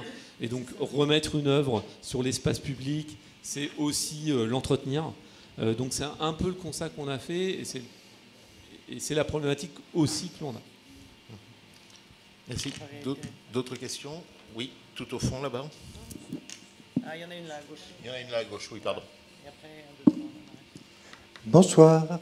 Quelques petites questions. Monsieur Récapé, tout à l'heure, vous avez parlé d'une jolie coulée verte d'environ 8 km. À côté, il y a un joli parc qui s'appelle Suzanne Lenglen. Est-ce qu'il est prévu de réussir à les relier? On parle de verdure, mais il y a beaucoup aussi d'infrastructures. Est-ce qu'on pourrait mettre un peu de verdure sur des bâtiments qui pourraient éviter de devoir casser à chaque fois toutes les routes, ce qui permettrait d'apporter un peu de frais aussi? Nous parlions du square Violet. Moi, j'ai des petits chiens.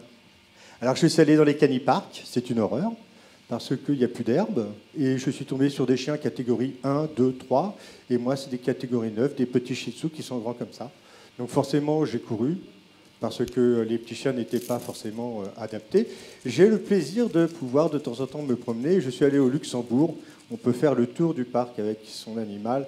Pourquoi pas? Il y a différents parcs. Vous parliez tout à l'heure, monsieur ouais, c'est caché, excusez-moi. Monsieur Lelon. Monsieur Lelon, d'infrastructures en fonction de tous les âges. Le Square Violet a des infrastructures pour les petits. Donc là, des infrastructures de sport pour les moyens.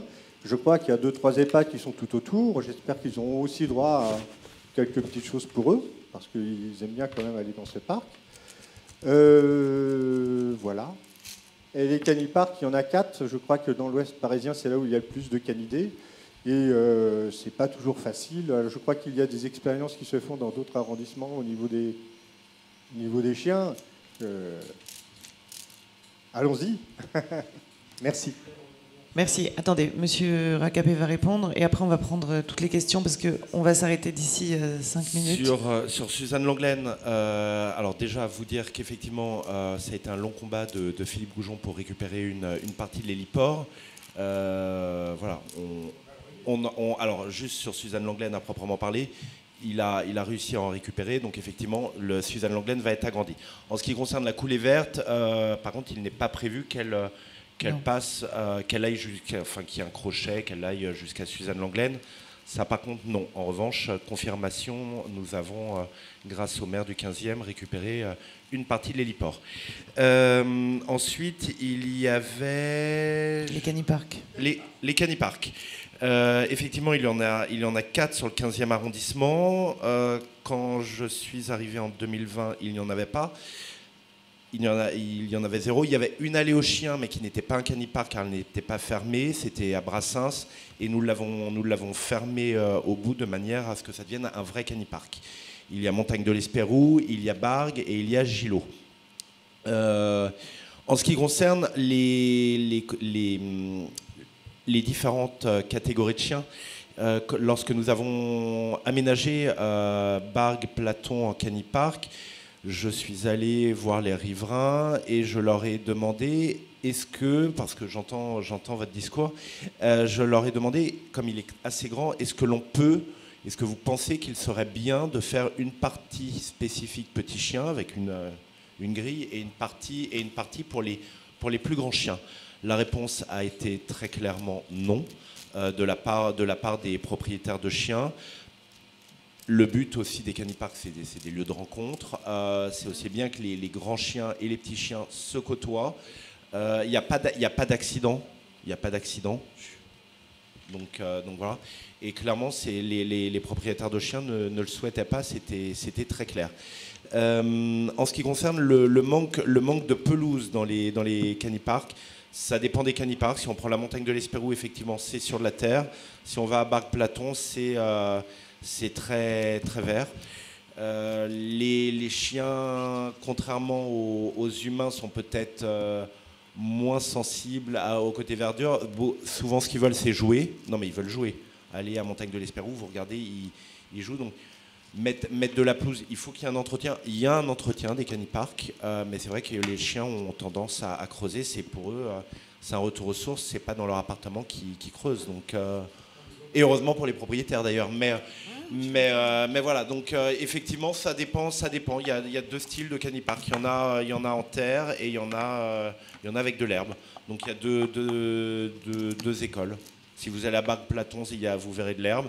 Si vous allez à Montagne de l'Espérou, vous verrez plutôt de la terre. Après c'est vrai que ça demande un entretien, mais c'est un vrai besoin. Enfin, il y a toujours eu des chiens à Paris, mais depuis le Covid, le nombre de chiens a explosé. Il y a une vraie demande. N'oublions pas que le fait qu'il y ait des caniparks, c'est aussi un moyen de lutter contre les déjections canines dans la rue, parce qu'évidemment, ils les font dans des caniparks. C'est aussi un moyen de propreté. C'est un lieu de lien social. Enfin, les personnes d'un certain âge qui ont des chiens et qui malheureusement sont parfois dans une grande ville. On se dit dans une grande ville il y a du monde, mais parfois c'est justement dans les grandes villes qu'elles sont plus souvent seules, ces personnes-là. Et ben elles vont au canipark, elles rencontrent des gens, parfois plus jeunes. C'est un vrai lieu. Et je trouve ça au-delà du. Moi, dans ma délégation, j'ai la condition animale, mais au-delà de la condition animale qui est très importante, je trouve que c'est très important d'un point de vue connaissance et on a des exemples concrets où les habitants se connaissent parce qu'ils se voient tous les jours à peu près aux mêmes heures et ils se rendent service entre eux grâce à ça. Et j'ai des exemples concrets de personnes dans la vingtaine qui vont faire des courses pour des petites mamies. Voilà, donc moi je trouve ça génial. C'est un vrai. Et je souhaite qu'on le développe et c'est la volonté du maire du 15e. Oui, alors juste, on va faire. Oui, non, mais le problème c'est qu'on va faire très rapidement. C'est-à-dire c'est une question, voilà, et après je vais passer derrière, on va faire une salle de questions. Allez-y. Je vais faire une observation.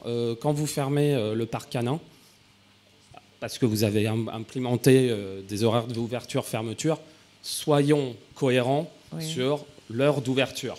Il ne faut pas qu'on arrive à ce canipark à l'horaire d'ouverture et qu'on le retrouve toujours fermé et qu'on soit obligé d'attendre 20-25 minutes parce qu'il y a un manque d'effectifs et que les agents n'ont pas eu le temps de venir pour l'ouvrir à l'heure.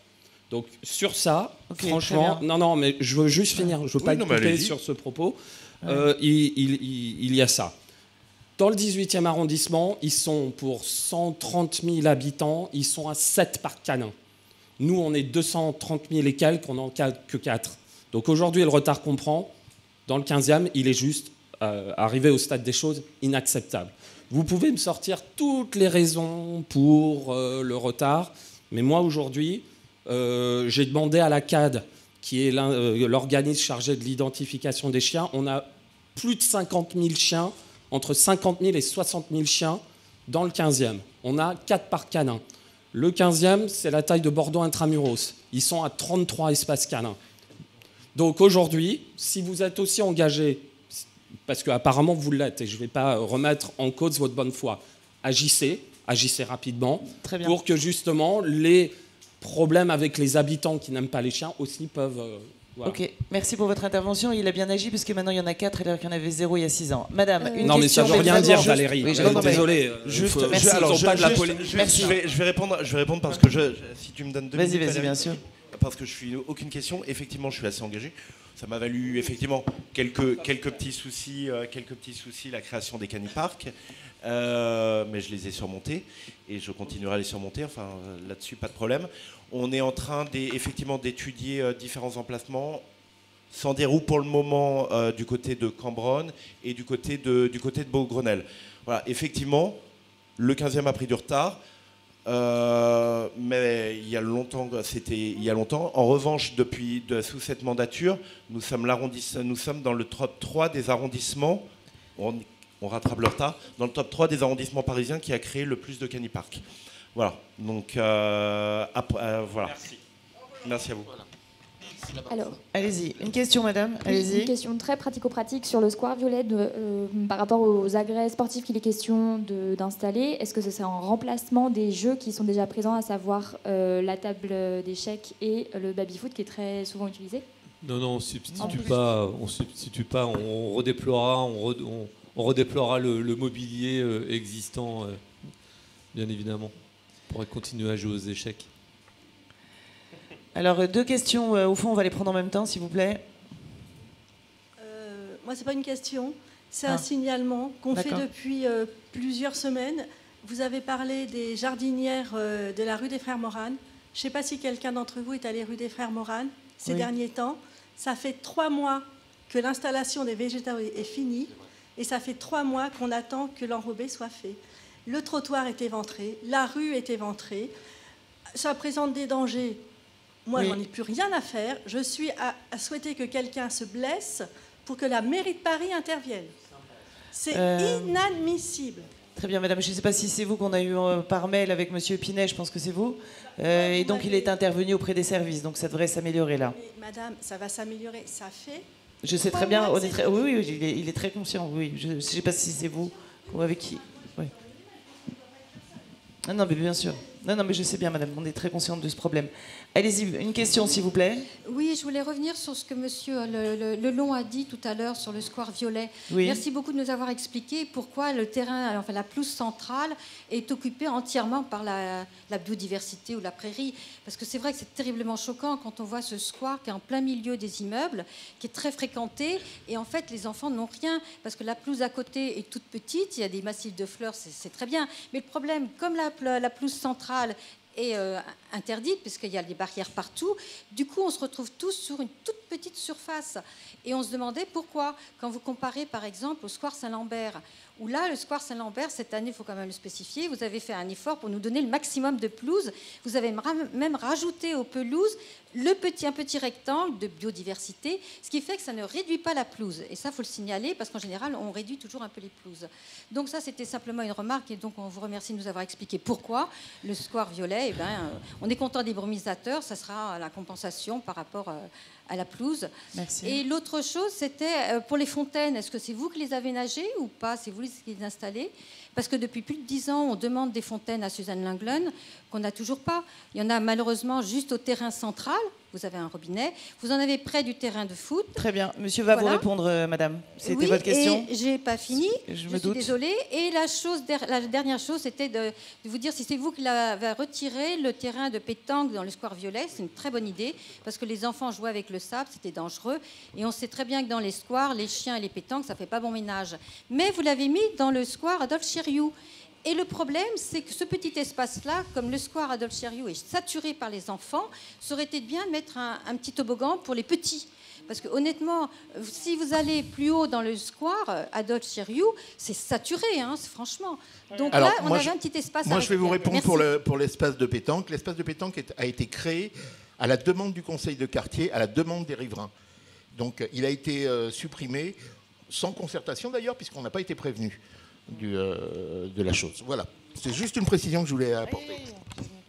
Alors, pour compléter sur votre liste, au parc Suzanne Lenglen, alors c'est un site qui est un peu particulier. Alors c'est vrai que les services ont, pour nous, c'est facile de renvoyer la balle à un autre service. Mais pour le coup, c'est vrai que le parc Suzanne Lenglen, il est géré par la DJS, donc par la Direction de la Jeunesse et des Sports. Et donc la Direction des Espaces Verts et de l'Environnement n'est qu'un prestataire de service, entre guillemets, sur la compétence des espaces verts. Et moi, je ne gère pas du tout tout ce qui est allées et autres. Et notamment la problématique des bancs de fontaine. J'entends que le dispositif n'est pas assez étendu et que ce n'est pas acceptable. Je pourrais en parler avec mon collègue sans problème. Les derniers points, du coup. C'est tout, c'était tout. On va s'arrêter. Et donc sur les aires de jeu, c'est vrai qu'on aurait envie de mettre un usage et de remplir le vide partout dans nos espaces, sauf que parfois, moins d'usage permet aussi un peu de tranquillité, et on a parlé de tranquillité des riverains. Très bien, nous allons... Bien. Voilà, c'est vrai, vous avez raison, il y a de la verdure. En tout cas, merci beaucoup, monsieur, pour votre intervention. J'ai été ravie de vous rencontrer et je suis sûre que vous ferez un merveilleux travail dans le 15e. Un grand merci. Ouais. Merci, Laurent, par le fait d'être mon ami. Tu es un super élu, très investi, et je suis sûre que tu feras encore du beau travail pour les Caniparks bientôt. Nous allons maintenant passer au dispositif, si vous voulez bien, l'heure civique, avec notre cher... ancien élu Marc Esclapé, et qui est le référent de ce dispositif. Il faut que je mette mes lunettes, il faut que je les enlève, ça va être un peu difficile. Mais bon, bien, bonsoir à tous. Je vais donc vous présenter l'heure civique, mais avant de commencer cette présentation, je voudrais quand même vous préciser que le 15e arrondissement est le 2e de Paris à adhérer à cette activité. Et donc, c'est une initiative citoyenne, simple et puissante, lancée dans le 15e arrondissement par une convention que le maire a signée le 25 mars 2025. Et pour ce faire, il a nommé comme référent, puisqu'on est 3 référents, il a nommé Grégory Canal, qui est le premier adjoint, Françoise Malassi et moi-même. Donc, qu'est-ce que l'heure civique ? L'heure civique, c'est un mouvement national qui a été créé en 2020 par Athanas Périfan, que vous connaissez peut-être, qui est le concepteur de la fête des voisins il y a environ 25 ou 30 ans, et qui est également adjoint au maire du 17e arrondissement. Donc c'est avec lui que le maire du 15e a signé la convention. Et en fait, ce que c'est de donner 1 heure, le principe c'est de donner 1 heure par mois de votre temps.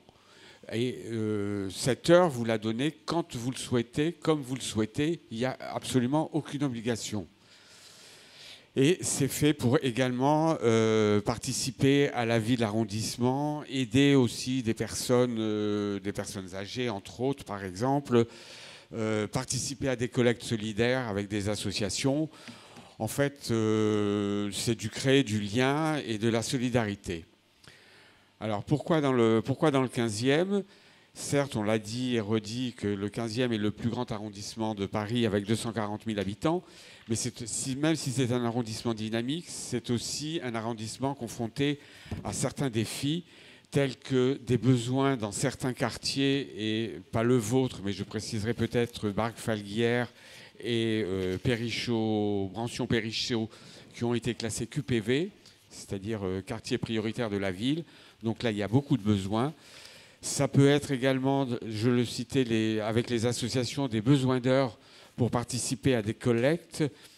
Et à ce propos, je voudrais quand même apporter une précision capitale, c'est que pour les associations, les personnes sont bénévoles.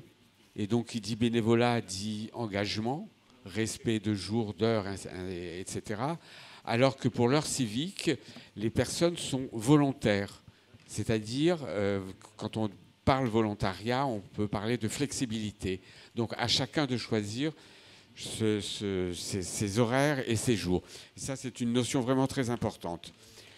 Ceci dit, et j'étais en formation ce matin, d'ailleurs, pour l'heure civique, et j'ai appris que sur le plan national, 30% des volontaires, en fait, deviennent bénévoles.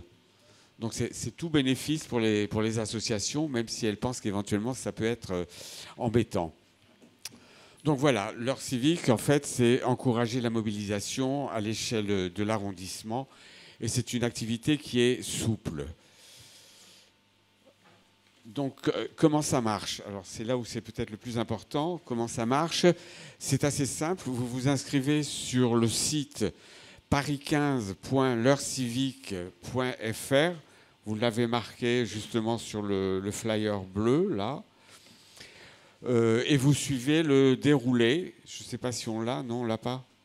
Il y a un déroulé. Vous suivez le menu. Vous vous inscrivez comme volontaire. Et le site vous propose vos jours, vos heures, vos activités également, ce que vous souhaitez. Il vous propose tout un choix. Il y en a une centaine, je crois. Et là, vous choisissez vos activités. Ensuite, après, c'est repris dans le site par les référents.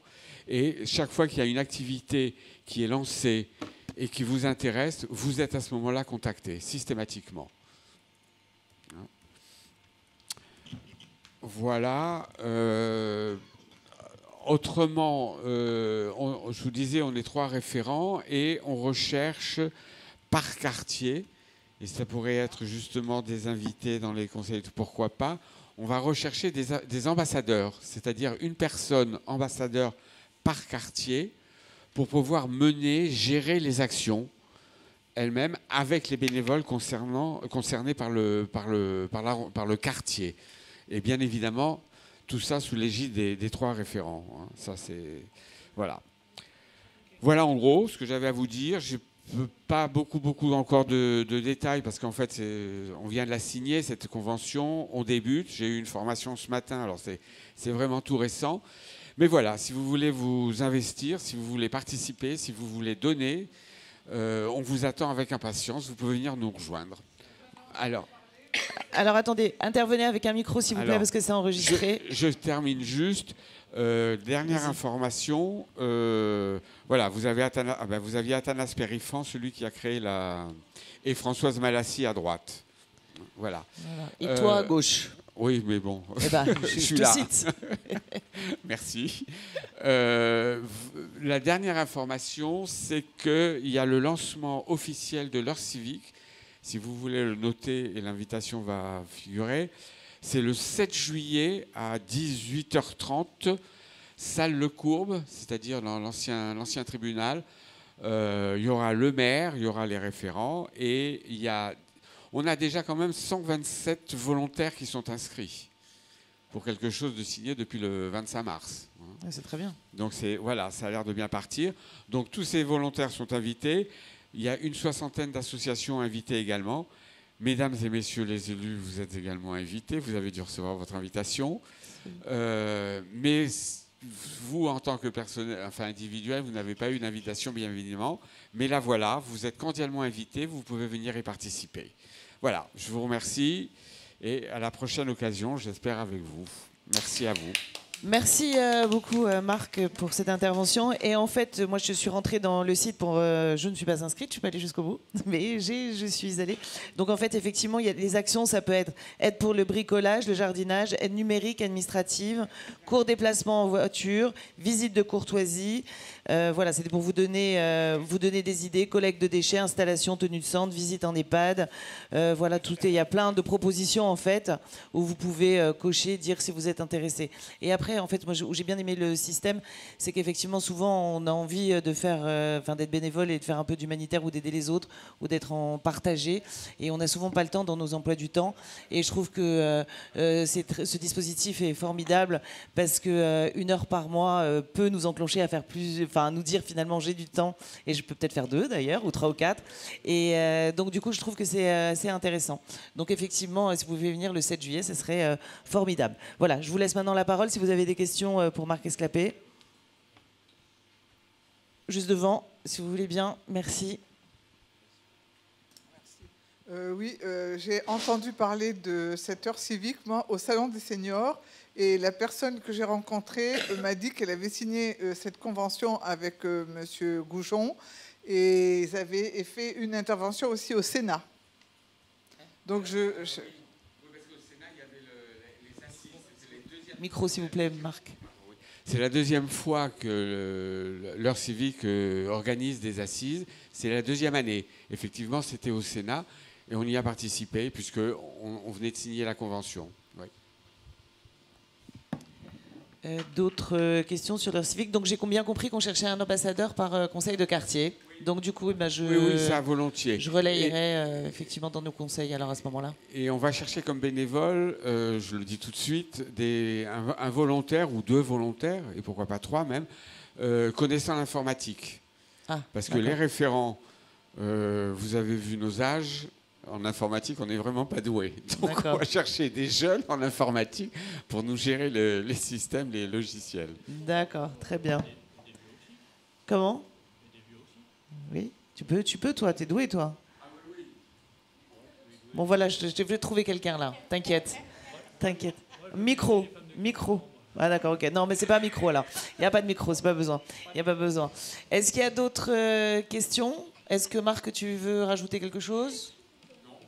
Simplement, on vous attend. Voilà, très bien. Eh ben, écoute, merci mille fois pour cette présentation. Je tiens tous à vous remercier d'être venus par cette chaleur accablante. J'espère que vous passerez une bonne fin de soirée un peu plus agréable, un peu moins chaude. Merci à tous mes amis élus qui se sont déplacés, qui sont venus ce soir. Merci pour votre aide et à très bientôt. Voilà, moi aussi, je voulais vous remercier pour cette soirée, d'être venu. Et je voulais simplement vous signaler que la fête de quartier sera le samedi 27 septembre de 14 à 18h au square Yvette Chauviré, et avec beaucoup d'animation, comme d'habitude. Et si vous avez envie d'être bénévole pour tenir un stand, pour aider dans un stand, vous êtes les bienvenus. Merci, bonne soirée, bonnes vacances. Et ils ont remercié tout le monde, mais ils n'ont pas remercié, remercions-les, Valérie Giovannucci et Philippe Stellande.